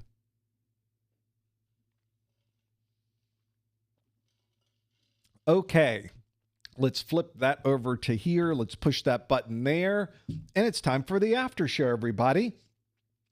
The after show we sort of created as sort of something that we could do that, from my perspective, doesn't require a lot of prep because I don't know what questions you're going to ask, but it does provide you with access. It provides you with a way to ask any question that you would like.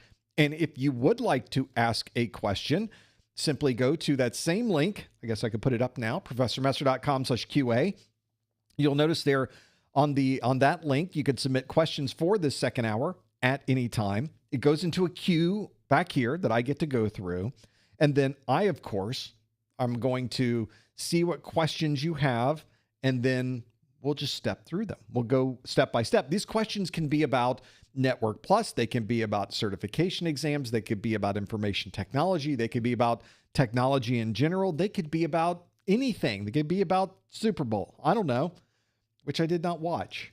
I heard it was great. It was either fantastic or it was a disaster.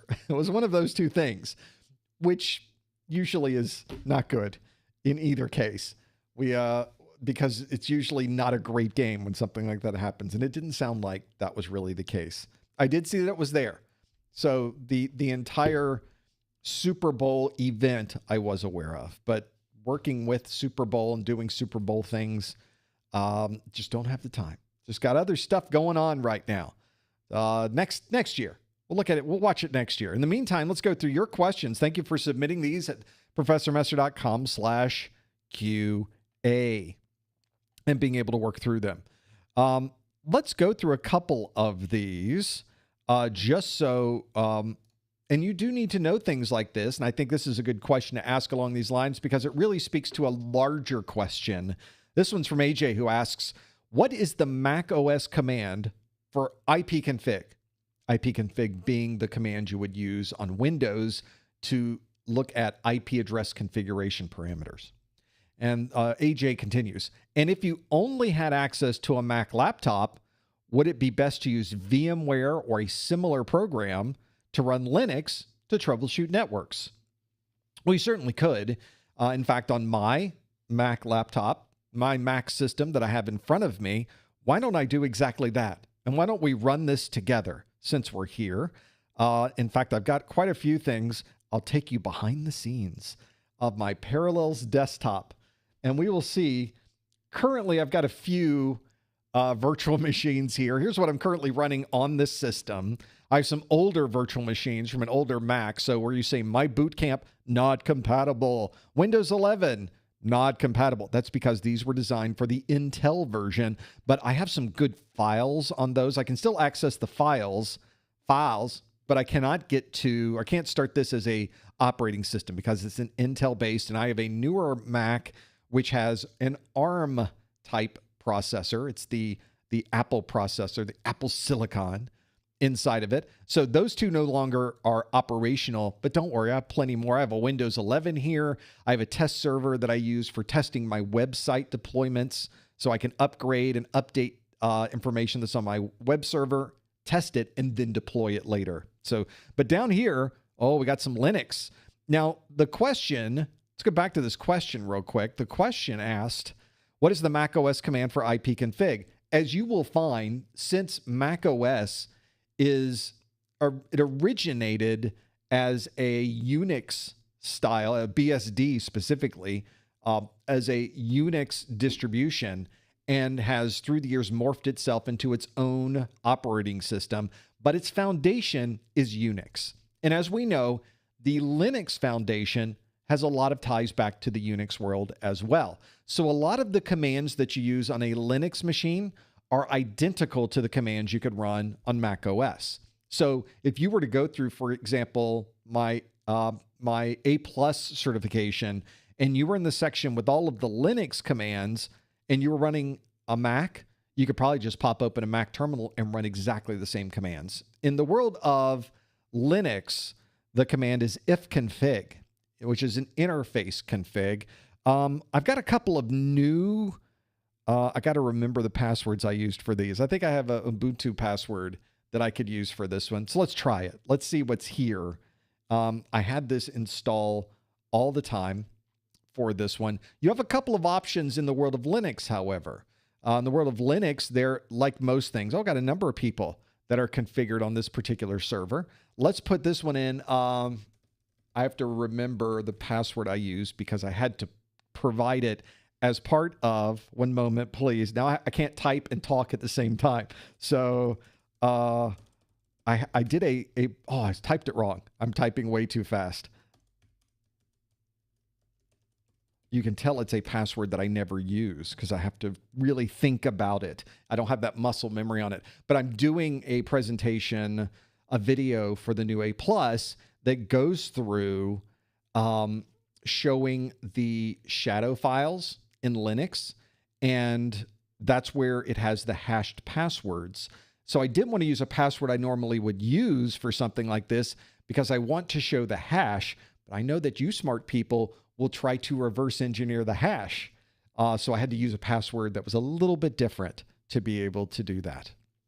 So maybe even you'll do that. There's something fun you can do if you're working through this. So this is Ubuntu, a great distribution to use for anything relating to Linux. And for this one, let's pop open the terminal.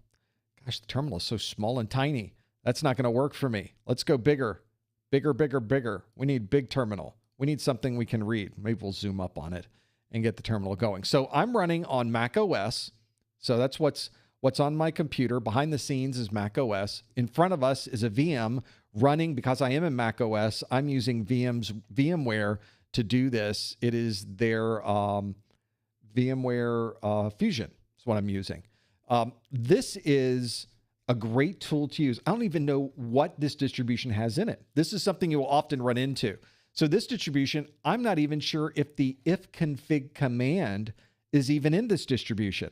How can we find out? We type that, and it is. So in this distribution, that command, albeit antiquated and deprecated, people dismiss the if command all the time, ifconfig command all the time, but incredibly useful.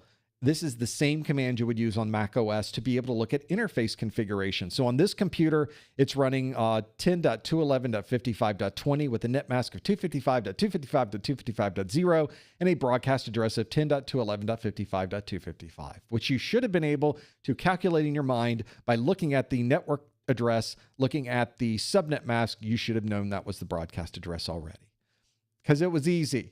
Because it was an easy net mask on this one. But if you had an unusual, a more complicated subnet mask, it might be more difficult. There's also a loopback address. Loopback is an address inside of everybody's computer, and my loopback address is probably the same as your loopback address, which is 127.0.0.1. Technically, it's a 127 dot anything, because you can see the net mask for your loopback is 255.0.0.0. So technically, you should be able to ping yourself by pinging 127.0.0.1. Am I here? I am here. That's good. Technically, although it's not configured as an IP address on here, technically, and on some operating systems, you can do a 127 dot number. Look, 127.20.12.4 is also on this network. How about 12.5? Hey, it's also there. What about 12? It's all the same address. It's all the same loopback on the system. Now I hit the keyboard. Sorry. Now we have garbage on the screen. So that is how we can look at the interface configuration and be able to see that. Now, as some people have already mentioned in the chat room, this is not the only way to do this on a Linux machine or on Mac OS. There's the IP command, and you just type in IP, and there's all these different things you can do with IP.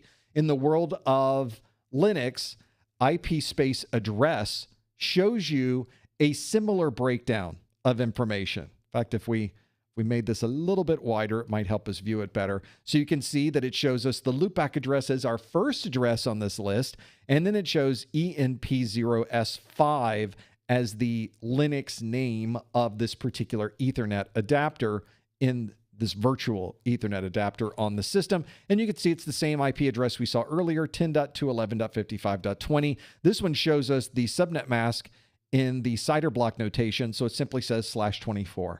So it's probably why a lot of people like the IP command, because it is a multifaceted command that does a lot of different things. It shows routes, it shows addresses, it shows MAC information, it monitors, it shows tons of info. It's a fantastic command, which is probably why we've decided let's get rid of the single-use commands and go to something that's more of a Swiss Army knife of commands, and it works really well. So when you go through your Network Plus course and you're looking at the Linux commands that are there, most of those Linux commands work just the same inside of Mac OS. And I'm not going to pull up my Mac OS terminal and try it because I don't want you to see my IP address information that's here. I don't think I have anything public on there now that I'm thinking about it, though. What if we brought up a terminal screen? What's the worst that could happen? It's just a live stream. So here's my Mac terminal. This is local on my computer. My computer name is Odyssey. There's my username that's logged into my Mac. And before I do this publicly, I'm going to do an ifconfig on my side just to make sure there's nothing too squirrely here. And there's not, other than you will be surprised at my ifconfig command. So I did an ifconfig on my computer. Worked fine. Look at all this stuff that comes up, but you could see I've got all kinds of crazy virtualization systems running. So look, I've got like 11, 12, 13, 14 Ethernet adapters. This is not unusual on my machine, by the way. Look at all these Ethernet, these quote unquote network adapters that are on my computer, tunnels that are built. That's because I have all kinds of crazy things I'm doing behind the scenes. This is what I use for building my courses. So you would see that naturally. Now in Mac OS, the IP command, I know you can't see that. Let's zoom into that. I ran IP and it said the shell that I'm using, Z shell, says command not found, IP. So you don't have a way to do that. People are asking, well, how many VMs am I running on my Mac? I'm running VirtualBox. I'm running older versions of VMware Fusion. I'm running the latest version of VMware Fusion. And then there was a third-party one I was running, another commercial. I just can't remember the name off the top of my head because I don't use it anymore. But the remnants of it are still there. So it's a really good example on how ifconfig can be used in Linux, ifconfig can be used in Mac OS, and both of those work pretty much the same regardless of what operating system you're in. So once you know Linux, you'll know Mac OS really well. Once you know Mac OS really well, you'll know Linux really well. It's not a one-to-one, but it's really close. And it really helps. It's certainly, those two are much more alike than comparing it to something like Windows, which is very, very, very different. So that's where that comes from. What was the other VM I was running here? It was another third-party VM. I think I deleted it. When I moved from the Intel platform to the Apple Silicon, obviously all of the VMs had to be updated, and I just narrowed it down to just those two. Narrowed it down to 2 hypervisors. Normally you would narrow it down to 1. Not what I would do. It was not the Oracle. VirtualBox is the Oracle version of that. It's not the third party. Maybe it was Parallels. Parallels has a virtualization. And I think that's what that was. What am I running? Am I running the Parallels? I'm running Parallels desktops. That's what I'm running. It's the VMware has Fusion. So I'm not running Fusion anymore. I'm not running Fusion on here. Fusion. Let's make sure. Is it still loaded somewhere? Mac OS is really good. I do have Fusion. So I have all 3 on this system. Forget what I said. Of course I installed all 3. What was I thinking? Trying to narrow things down. So if you need any type of virtualization, I'm your guy. I can load it up and try it out and work through all of those things. Thank you so much for that question, AJ. Let's now dive into more questions and see what else we can ask about these. There were a number of questions people wrote in about things they saw in another book or another place somewhere online. Unfortunately, I'm not able to talk to those. I would recommend go talk to that publisher. They can fill you in on those details. It's just one of those challenges. This is the problem, is that there's a lot of bad questions on the internet, and if I answered all of the questions I get every day about the bad questions, I wouldn't have time to actually do anything else. So I will tell you to go reference that with the original author of the question, and they'll answer you and take you down the road there. Let's go through other questions you have put here. Let's see what other questions you have and what you would be using. A lot of good questions that have come in here. Thank you for submitting some of these. Some folks are just sending good tidings. Thank you for putting that in there. Let's talk about the DNS records we were discussing earlier. Eddie asks, we were talking about anti-spam functionality in DNS. And specifically, Eddie talks about SPF records as being something. Now, is an SPF a separate record in DNS, or is SPF information that you would add to a text record? And in the world of DNS, fortunately, we do not have separate records just for anti-spam, thankfully. Almost everything dealing with anti-spam in DNS operates in the text record, the TXT record. So let's bring up my list of records. I have some here, of course, that we can go through. Turns out I've got a Network Plus course right here.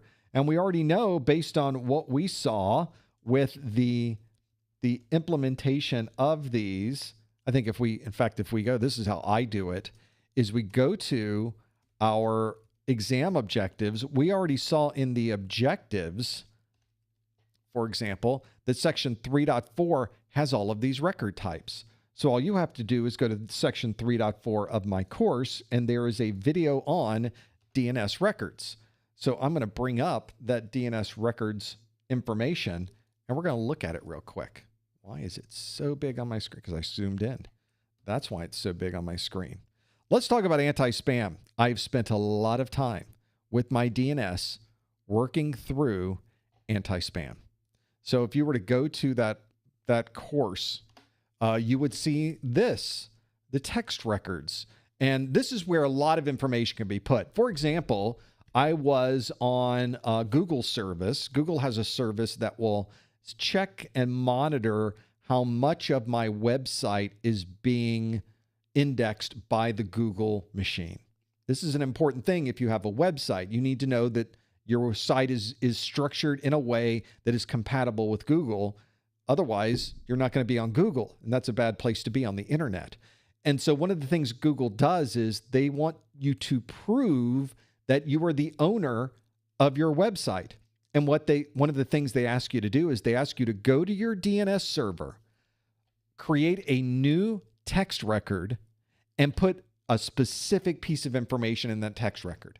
And then they will look at your DNS and see if that record exists. And if it is, then they can think, okay, well, if you have control of your DNS, then you must have control of your website. That's the jump that they make. And that's a pretty decent supposition. I think that's one where you're really, if somebody has access to your DNS, they could bring everything down anyway. So you must have a very large amount of control if you have that level of control of your DNS.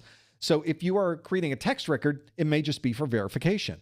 It may be to verify this with the credit card provider that uses your website. Or you may be putting in information like sender policy framework, SPF details, or you may be adding a DKIM key, a public key that's used for the digital signatures for verification.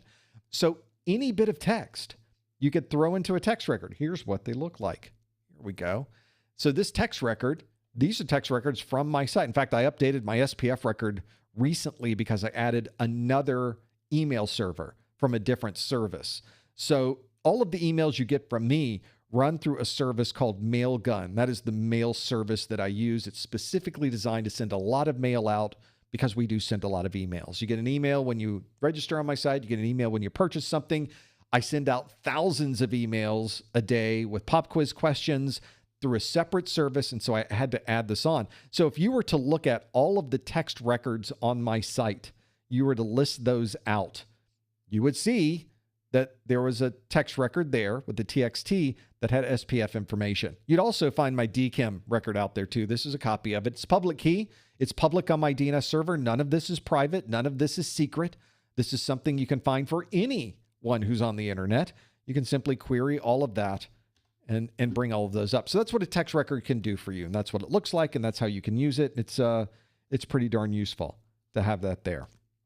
And in my case, you must have it. If you're in the world of working with IP, DNS, networking, you're working for a company, you are managing DNS, you've got to make sure your anti-spam information is in there as well. So you'll be pulled into anti-spam soon enough.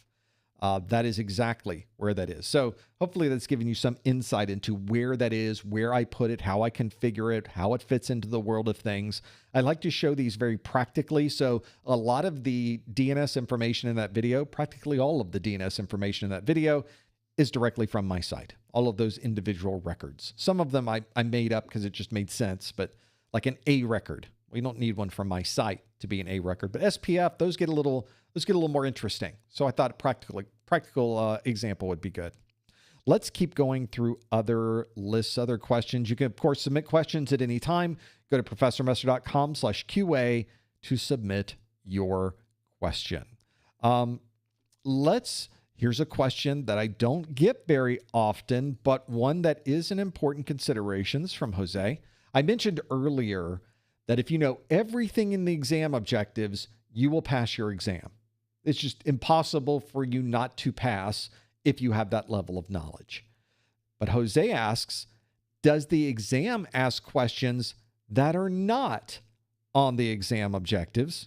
And if they do, Are the exam objectives where you should go to get the answer, or are you expected to go outside the scope of the objectives? Well, this is what I like to call, I'm not going to be petty about this. A lot of places that do practice questions have a lot of questions that are very outdated, that CompTIA removed those topics from the latest set of exam objectives. But they kept their questions in their question pool, I don't know, because they wanted more questions. They wanted to promote themselves as having more questions, I guess. I don't know why they kept them, because CompTIA will never ask you those topics anymore. They specifically removed those topics from their exam objectives. I will tell you, based on the information that we have received from people regarding their exams, CompTIA stays very, very, very close to these objectives, if not 100% to these objectives. So that's good to know. But here's what, if you ever approach some of the people that make the bad questions, and you say, why you've got these old, outdated questions on this exam, they will point you back to the exam objectives. And here's what they say. They say, if you read this, they have a list of this that says, please note, the lists of examples provided in bulleted format are not exhaustive lists.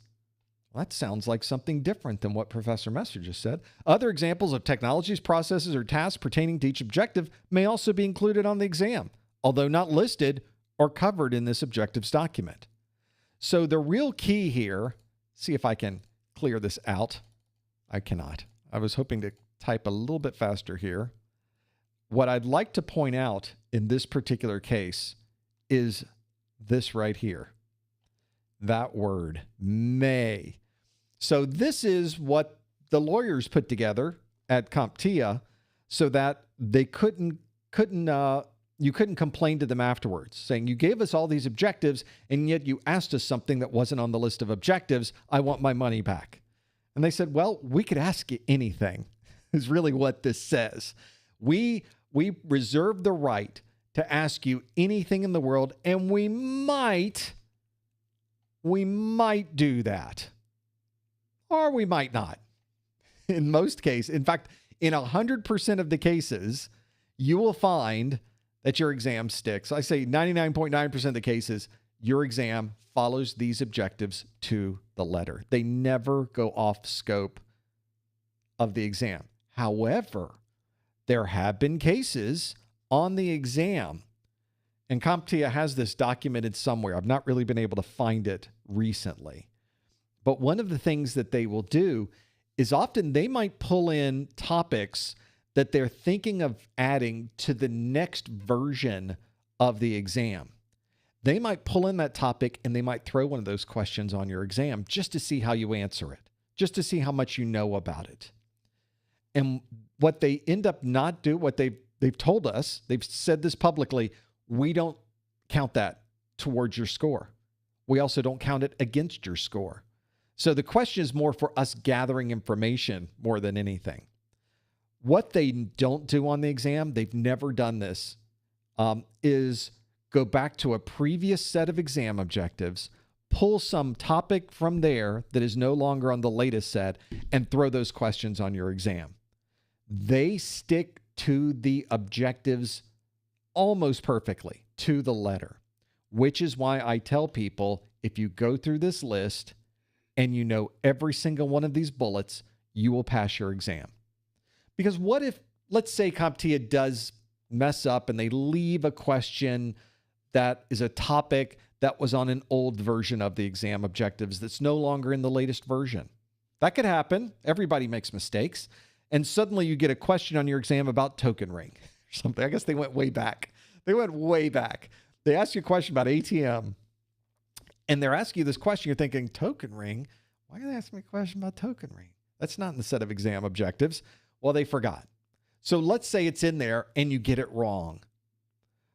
But the rest of the exam, the other 89 questions that you could be asked on this exam are things that are on this list.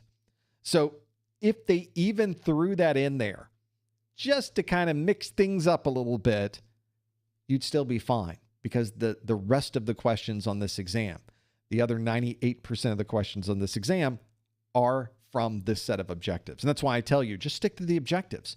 Don't go outside the scope. Don't try to learn topics from an old exam. Don't try to learn topics from an old set of exam objectives from a different version. Go to the CompTIA website, download the objectives, and use those as your checklist. They should be your bullet by bullet breakdown of everything you need to know for this exam. That's how important this set is. So important. Make sure you're familiar with them.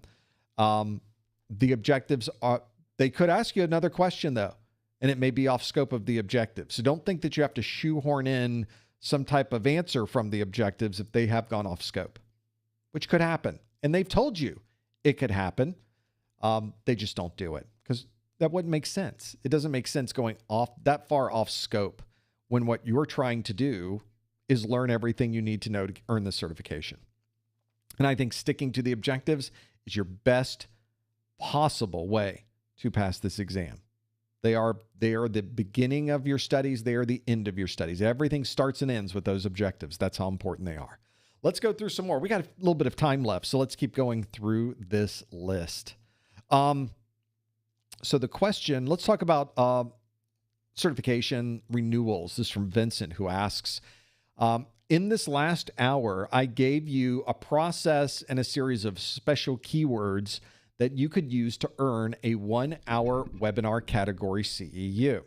So the question that Vincent asks is, can you get the CEU, Continuing Education Unit, even if you're not actively enrolled in some form of education? Could it be used in the future, perhaps? This is, there are a set of rules around CEUs, but CEUs for continuing education, I think it naturally implies that you are not actively enrolled in some form of education. You already got a job, you're working in networking, you've earned the certification, and you want to renew it. Well, you're not in school, so they completely understand that you are not in some formal class. The CEU can still be earned and applied regardless of whether you are enrolled in a class or not enrolled in a class. It does not matter. It is for continuing education. And continuing education, it almost always applies outside the scope of a formal instruction. However, in the case of CompTIA, you actually can get credits if you are taking a class. So taking a class can earn your CEUs. Going to a trade show can earn your CEUs. Watching this 1-hour webinar can earn you CEUs. There's lots of ways to earn CEUs. There's a big list over on the CompTIA website. So yeah, you can absolutely earn that CEU just by watching that video and going through those steps that I gave you. The one thing that could bite you a bit is the timing. And Vincent mentioned this. Could it be used in the future, perhaps? The CEUs can only be used if you have a reason to use them. That was a little bit circular in its answer. So I'm going over to the continuing education page on the CompTIA website, which has a lot of flickering going on. But they talk about renewing. And let's choose a renewal path. We're going to renew with multiple activities because that's what CEUs do. We're going to learn more. And we can learn through a lot of different ways. But I'm looking for the details here. Let's go to training in higher education. So attending a live webinar is right here. Now, one of the things, and it's in here somewhere, I think it is in this list. I don't see it offhand, but the requirement here from a timing perspective is that you have to have something to renew to be able to earn the CEU. So if you don't have any CompTIA certification, earning the CEU doesn't help you. You don't get any credit for earning that CEU if you're not certified yet. Now, the moment you get Network Plus certified, then you can submit CEUs and receive that notification. Ostensibly, you would have watched something, you would have watched the webinar, you would have performed that process after that happens. That's the idea. CompTIA doesn't want you accumulating CEUs when there's no reason to do that yet. So you can't submit those CEUs. So if you got certified on Monday, you can't submit CEUs that you earn a week before. If that makes any sense. So that just sort of every CEU program I've ever seen or worked with is pretty much that way. So if you don't have a certification right now, CEUs aren't going to help you. I mean, you'll get an email from me. That's something, right? It's not really. It's not. You can wait to get certified. I'll still send you the email. It's not really worth very much. I'll say that. So that's why in that list of things, make sure you are familiar with the timing. You can only earn CEUs if there's a good reason to earn CEUs. Now, by the way, some people come to these live streams and they request the CEU because they have something else they're doing that also needs continuing education credits. So if that could be you, you may not have a CompTIA certification, but you might have something at work, you might have some other thing that you have done, and it needs continuing education. So I'm more than happy to send an email, whether it's legit or not. I don't know what your world is. I don't know what you're doing with it. I don't know how you're using the CEU. If you send me the email and you got everything in there, I'm sending you back the confirmation, that certification with the digital signature. I think that's a good way to do it. More questions. Let's go through this list. We got a little bit of time left. Through this, I'm going to take a sip real quick so I can keep talking. Next on our list, here's a good one. We can probably, let's noodle this one together. I think some of you can probably come up with better answers than I have for this one. This is from Patrick. Patrick asks, what example DIY project can you recommend at home to boost learning for Network Plus? DIY. Let's build a desk. No, that's not what we're asking about.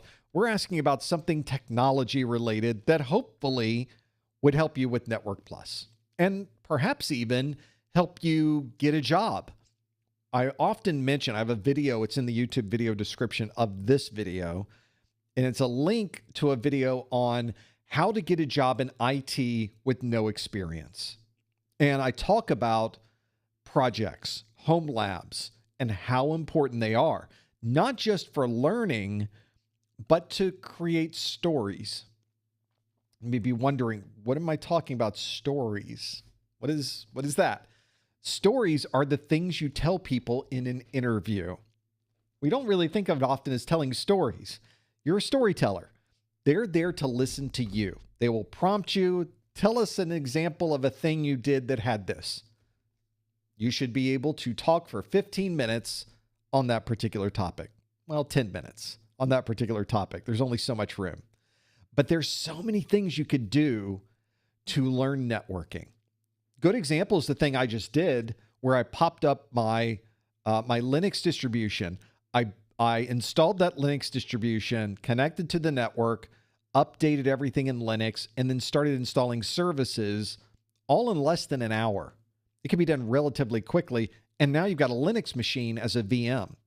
So think of all the different technologies you're running there. Virtualization, Linux, and then the networking piece of it. And then even other applications you can load on top of that. It can be a really useful learning environment. If you've never worked with virtualization, that's a lot of fun. If you've never loaded Linux before, what are you waiting for? That's a lot of fun. And then you could start doing whatever you want with that. Let's load a web server on it. Let's load a database server on it. Let's connect it to this. Let's bring up the browser. Let's work at the command line. Let's go through some of these, the dig command. It's all things you can do. Plenty of things you can work through. So that's one thing you can do, is just get a base system up and running. But from a networking perspective, specifically Network Plus, there's plenty of things you could do. Folks in the chat room are even going through a lot of different things, and some of these are super good. Build a home network.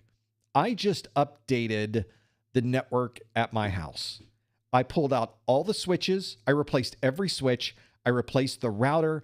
I replaced all of my access points. I replaced everything. And I got everything running. I moved everything to a Ubiquity platform, 10 gig everywhere, 10 gig in the studio. I mean, we really upgraded this thing, but it took months to do that. There was a conversion process. I had to acquire all of the hardware. I had to configure all of the systems. I had to run all the cabling. I had to make sure that I had the right connections.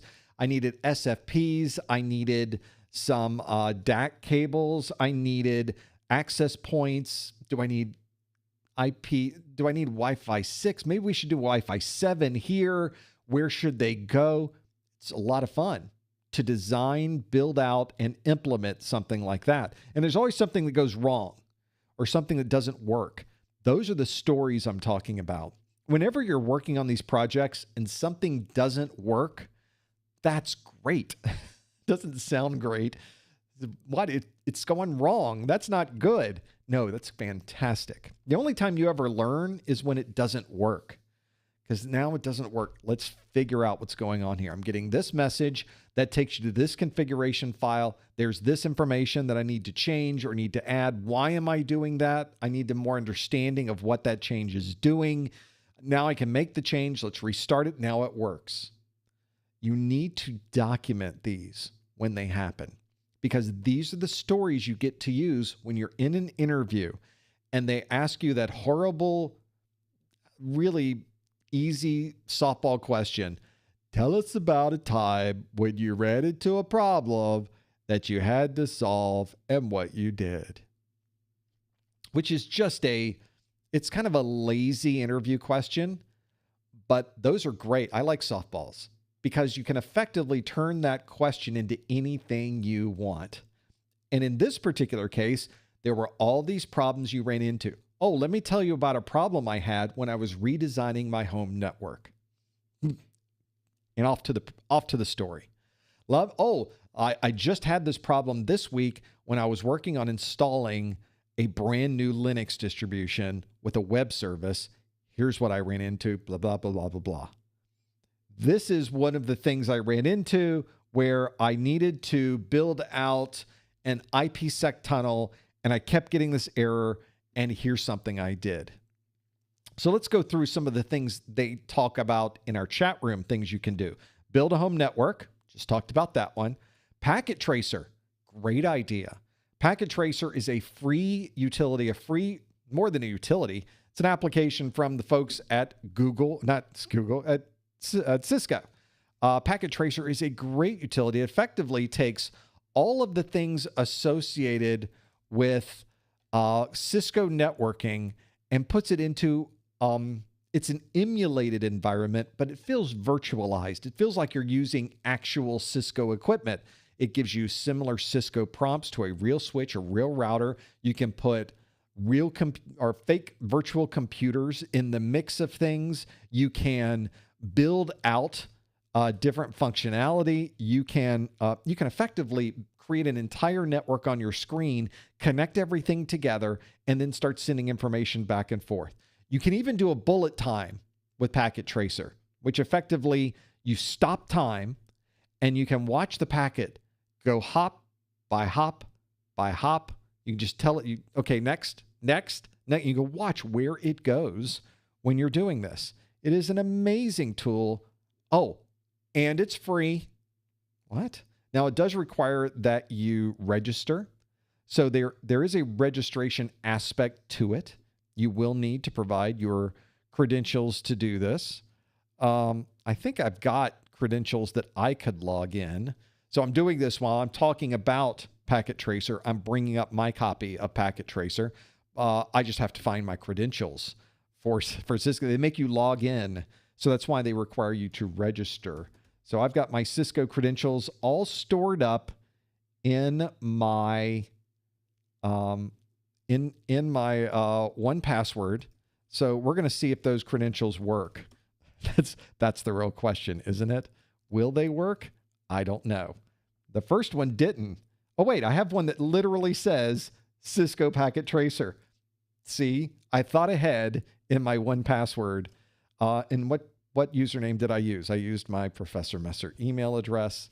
Invalid username. So much for that. So I haven't logged in a long time. Packet Tracer is an amazing utility. Allows you to do so much to be able to get this thing working. You can build out and do things. Very often people even ask, they're working on their Cisco certification and they're saying, should I use Packet Tracer or should I buy equipment? And I said, oh, Packet Tracer is light years better than real equipment. Light years. It's so much better than having a physical device. Physical routers and switches are interesting. I mean, who doesn't like hardware? Everybody likes hardware. But a physical switch or physical router is a box with RJ45 ports on it.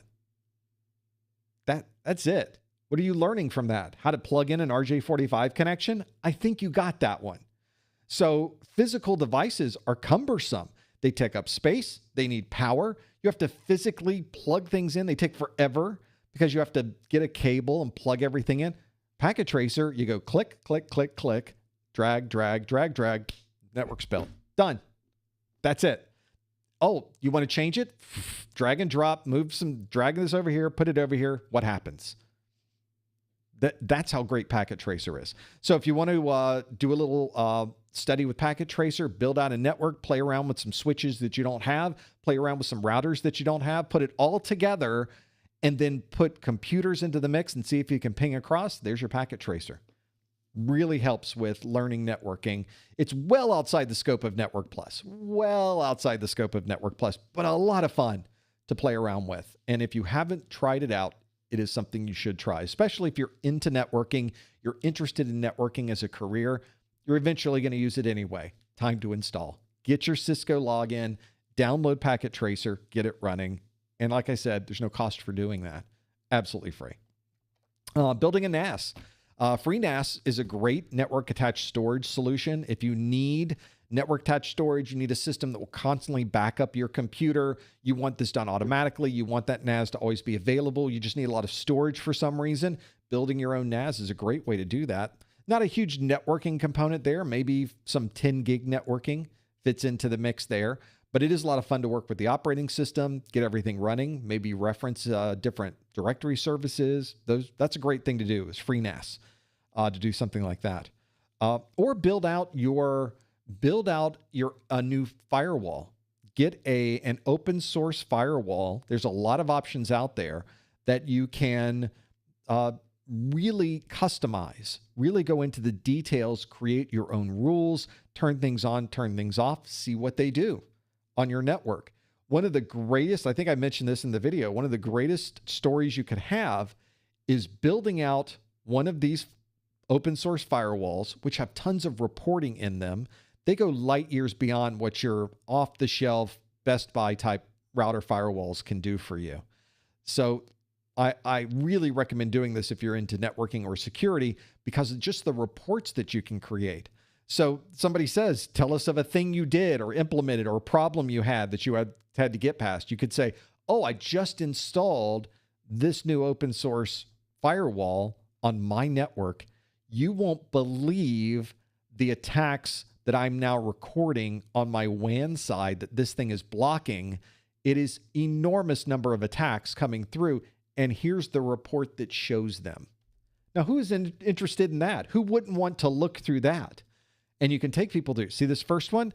That's that worm. See this next one? That's somebody running some type of script. See this one? That's some. And then I traced back the IP addresses. This is somebody who's in Singapore. This is somebody who was in the Microsoft data center. They were just spun up a new cloud server, and it was hitting me from Arizona. Now, you've got all of these things that you can now do and talk about and show your knowledge just because you sat down and installed a firewall. That's pretty nice. Other ideas folks had, printer problems. That's a tough one, isn't it? Maybe. I think everybody has printer problems, so that might be an easy one. Build a Plex server. Some type of streaming media server would be a lot of fun. So some place to put all your movies, all of your streaming media, your home movies, everything can go there, and you just watch it on any of your televisions in your home because you built out that new home network in that first step. That's one of those things that helps. You know, I have a nice infrastructure to put it on. And somebody else said, build an IPsec tunnel between two firewalls, two security devices, or two computers. You can do IPsec tunnels between Linux devices very easily, relatively easy, sort of built into Linux, the tools that you would need to make that happen. Building an IPsec tunnel is not an easy thing. So that would be a great place to test your patience. And when you're looking for something to go wrong, I as someone who is a former next generation firewall systems engineer who designed and implemented networks on some of the biggest data centers in the world, I'll tell you, we get IPsec stuff wrong all the time. All the time. In fact, one of the best skills for somebody building an IPsec tunnel or needing to build IPsec tunnel is how to read a log, because it will not work the first time you install it. Something will be wrong on one side or the other. And the only way to know what went wrong is to go to the log file. The logs will tell you immediately why your IPsec tunnel isn't working. Oh, well, the shared passphrase on both sides is wrong, or this configuration is set to this way on this side, this way on the other. Those are incompatible. They're not going to work. It's on the log files. Is it phase 1 that's not working? Is it phase 2 that's not working? How would you know unless you look at the logs? That's really the best place to go. But that's sort of a rite of passage. Building an IPsec tunnel. It's more of a security rite of passage, but it certainly is one that works well on the networking side too, because it's the network guys that have to put it together. There's so much networking pieces in there. IP addresses, connecting to this device, that device, public addresses. Is the IPsec tunnel one that transfers data based on a policy or based on a routing table? These are different IPsec implementations work in different ways. So that's an important one to work through. Those are great recommendations directly from the chat room and the different NAS, free NAS. Somebody said Unraid be a good one to use. I've never used that one. So that might be one to look at. Like most public software, either public domain free or in some way available software out there, there's lots of choices. So find the one that is most interesting to you and try to implement it. You may find that you start with one. Maybe you find a firewall you like, you try to install it and you think, this is awful. Let's try something else. And that one works much better. So these are good things to try. You'll get a good experience from this. And more importantly, it gives you a story.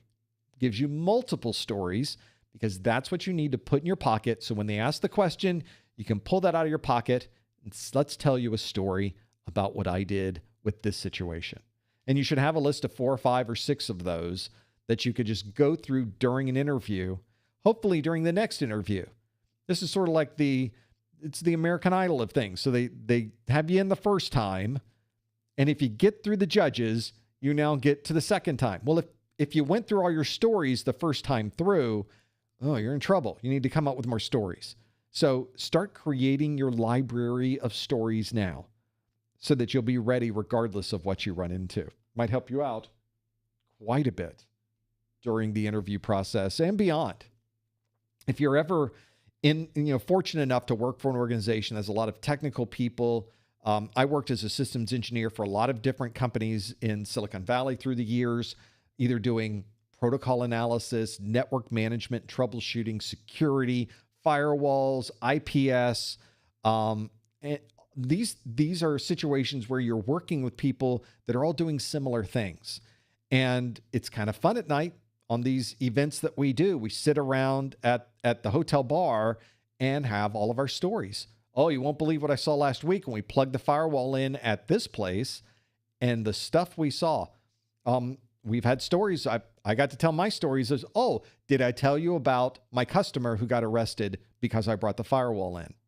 These are stories that happen. These are real things that happen in the life of a technical professional.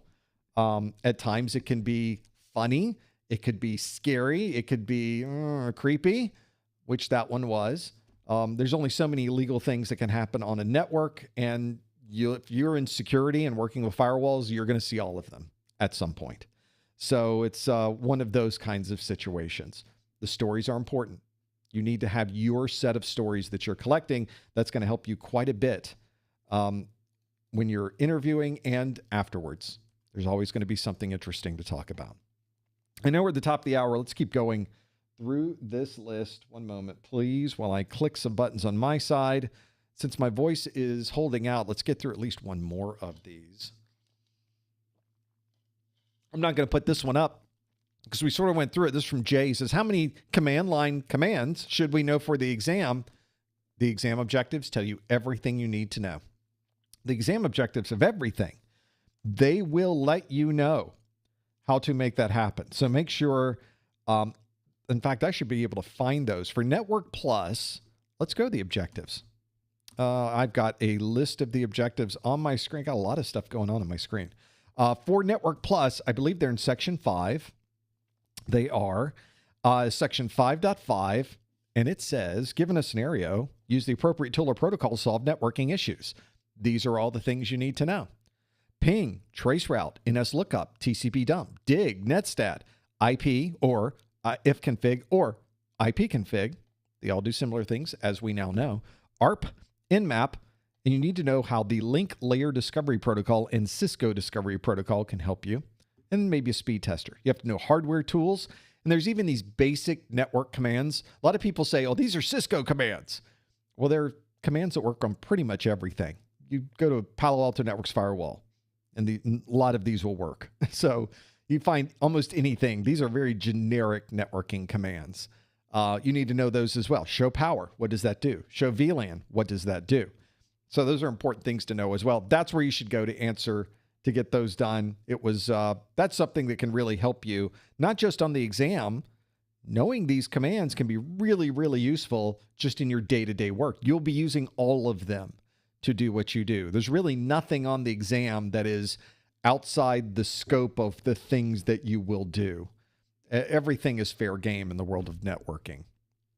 Let's keep going. Let's talk about me. So I'll take that question. Who doesn't want to do that? It's from Brent, who asks, before you got into information security/technology, were there other things you were interested in and possibly other careers you might have taken instead? Was there anything else you think you would have enjoyed doing? The idea of technology is just something that's always appealed to me personally. I think technology itself is it's something that is solving problems. It's primarily what we do in technology. In the world of information technology, that's the job. And I love solving problems. I love there being a problem, figuring out what's going on, and then figuring out how to solve it. I like puzzles of any kind. And IT is a puzzle. Every day you are presented with a series of puzzles, and you need to figure out how to solve those puzzles, which I just find intellectually just always interesting. It's never a dull day in the world of IT or IT security, which is primarily where I was during the last major part of my career. I think my very first job was quite literally working in the fields. I grew up in a very rural part of Florida, in Jefferson County, Florida, a town called Monticello. To this day, still does not have a red, yellow, green traffic light in the county. So it's pretty rural, especially for Florida. It's probably the only county in Florida that still does not have red, yellow, green. I don't think they put one in yet. We've got a good flashing yellow for the fire truck, though. So we have some lights. We do have electricity, clearly. But there weren't a lot of jobs in the summer. So one of the jobs I got very early on was working in getting a hoe, working in the field, I worked at a dairy that was growing blueberries that they would package up, and I think they shipped them to France. The irony is you just ship something overseas. Now it's exotic. I thought, well, it's just blueberries from Monticello, technically Asheville. But it was one of those where you learn the value of an education when you are working in the field. You hop in the back of a pickup truck in the morning. They drive you out to the field. The sun has barely come up. They drop you off. They say, we'll be back this afternoon. Off you go. And to work you went. You put the gloves on. You start hoeing the blueberry field. And in where I grew up, watermelons were big. So I thought I had it pretty good because other people during the summer had to go out in the watermelon fields. And you've seen the watermelons in the stores. It's very easy to get it from the shelf into your cart. But to get it there, you had to get it from the ground and throw it up to the guy who's in the truck, who then has to throw it to somebody else in the truck, who then now puts it into the back of the truck. Watermelons are heavy. So I thought I was being lucky, but quite honestly, working in the field is not a great job to have.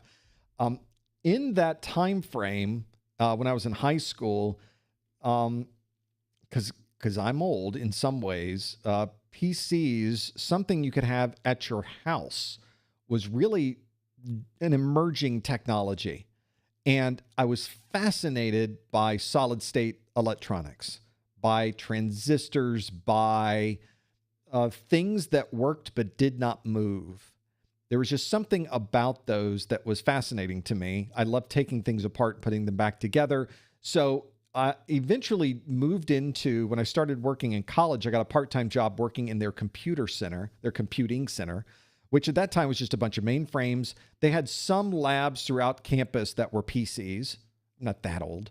So we were running Windows systems on those PCs and working with those. The interesting part of that is you start to learn about all these different technologies and the networks that connect them together, and the mainframe technologies themselves, and the different operating systems that we had. From the controlled data mainframes were different than the DEC mainframes. Just a remarkable field to work in. I was very lucky that I had the chance to work as an operator for those mainframe systems. And at the time, I was at the Florida State Computing Center. We had one of the fastest computers in the world, a supercomputer known as ETA-10, and it was cooled with liquid nitrogen. Okay, I'm used to air, fans blowing cool air. That's one way to cool, sure. Cold water, that's how we cooled most of the mainframes, is they had copper piping through the mainframe, and they would send chilled water through the mainframe, and that's what cooled it down. But this computer got so hot that they had to use liquid nitrogen that went through those copper tubes to really cool it down. It would go into the back room, into a cryogenerator that would refreeze it and put it back into the storage, and then it would cycle through the system again. Not unlike the liquid cooling we use for our PCs these days, just on a much grander and broader scale. So that really got me interested in technology. There were not a lot of technology jobs in college, though. So I really didn't go down the road of different careers. If anything, one of the nice parts about information technology is you have a chance to work in and have different positions available on many different levels. So you could work for a company where all you did was design networks. That's all you did. You could work for a company that all you did was install networks. You'd have a company that all you did was troubleshoot networks, or you could work for a company where you did all of those things. I also got very quickly moved from the world of corporate networking and corporate IT into, I sort of shifted my career over to the manufacturing of hardware and software. So I started working for the larger companies, working for Network General, working for McAfee, at the time was Network Associates, working for Palo Alto Networks, working for NetScout. You know, these were big multi-billion-dollar companies, and I was working as a systems engineer, which is another one where people have a problem, they need a solution. How do you get them from problem to solution? Again, solving problems, working with the technology. Those particular jobs were interesting because you had to really be an expert in the technology, because you were walking into multiple customers every day, and they really expected you to know your stuff. You really had to be on the ball. So that was kind of fun to have a level of expertise with this technology that was relatively unique. It's hard to find other folks other than other systems engineers within the company that had that level of detail. And of course, when you're working at a company like that, the people designing these products were just genius. You know, they were well beyond the scope of what I knew of how to work with and build out these hardware and software systems. Once they built it and handed it to me, I'm off to the races. So it was a nice 1-2 punch. They created it. I showed people how awesome it was, and then they would buy it. The circle of life is complete. That is my job in IT, was that. But it allowed me to visit thousands of customers. I wanted to say hundreds, but it was really more than that. It was thousands of people and companies that I got to meet, work with, talk to, smart, interesting technical people working at amazing companies. I got to go to nuclear power plants and work on their networks. I got to go into breweries on some of the biggest companies in the world. I got to go into large financial organizations, transportation companies, really got to see interesting things, not just in the United States, but everywhere around the world. These jobs are worldwide. So if you're good at presentations, there's a technical job for you. If you're good at solving problems, there's a technical job for you. If you want a job designing, we got an IT job for that as well. So that's another nice part about IT, I think, is that it doesn't focus you down one particular set of skills. It doesn't put you in a particular box and say, this is all you can do. There are positions in IT from management to technical to skill sets where you need to be in front of people, where you need to speak, where you need to create content, where you need to parachute in and solve a problem. There were people in our Palo Alto networks we had that were security experts that were called in when a company is under attack. They show up and they solve these problems. These are exciting positions. And it's really something that I try to explain to people, that the A Plus, Network Plus, and Security Plus that are on my site, that gets you started. It gives you the foundation that you can build on. Because in IT, you're constantly building. You're constantly learning. You're constantly trying to find the things you don't know about the past and the older technologies, and you're trying to keep up with the newer technologies that are coming in. There's a constant amount of knowledge that you have to build on and keep track of, and you'll never know everything. So there's always an opportunity. There's always a chance to learn something new. And that's another fun part of this, is that it doesn't get boring. It never gets boring. There's always something. So if you're trying to figure out, am I just going to be in a help desk? Am I just going to work on managing switches the rest of my career? Am I just going to do routing the rest of my career? Absolutely not. In IT, you never do anything the rest of your career. This industry under our feet is evolving and moving at a pace that none of us can keep track of. And therefore, nobody is an expert. Nobody knows everything. And we try to focus on individual niches that are interesting to us.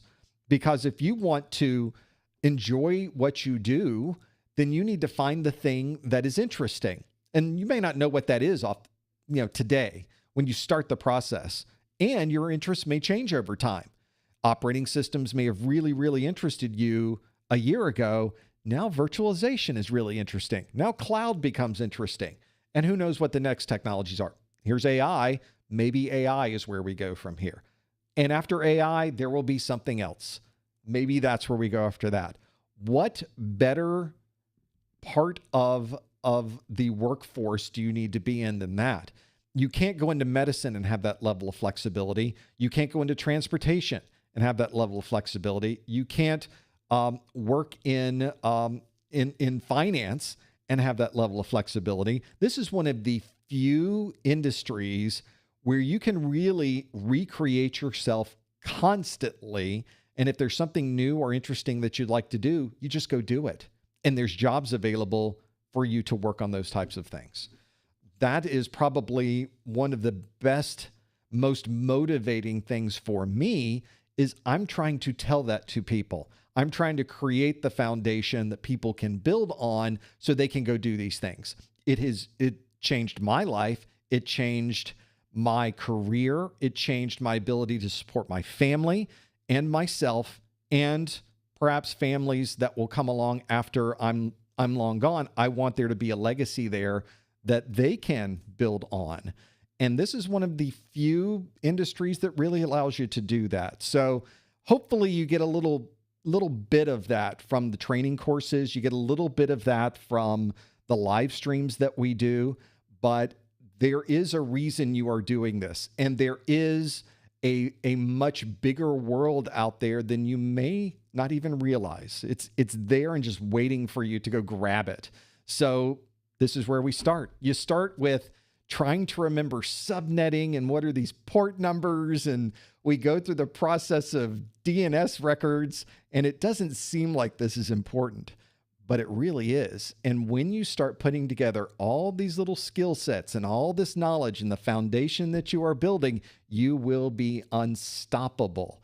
That's one of the great things about IT, something fun that you can work through.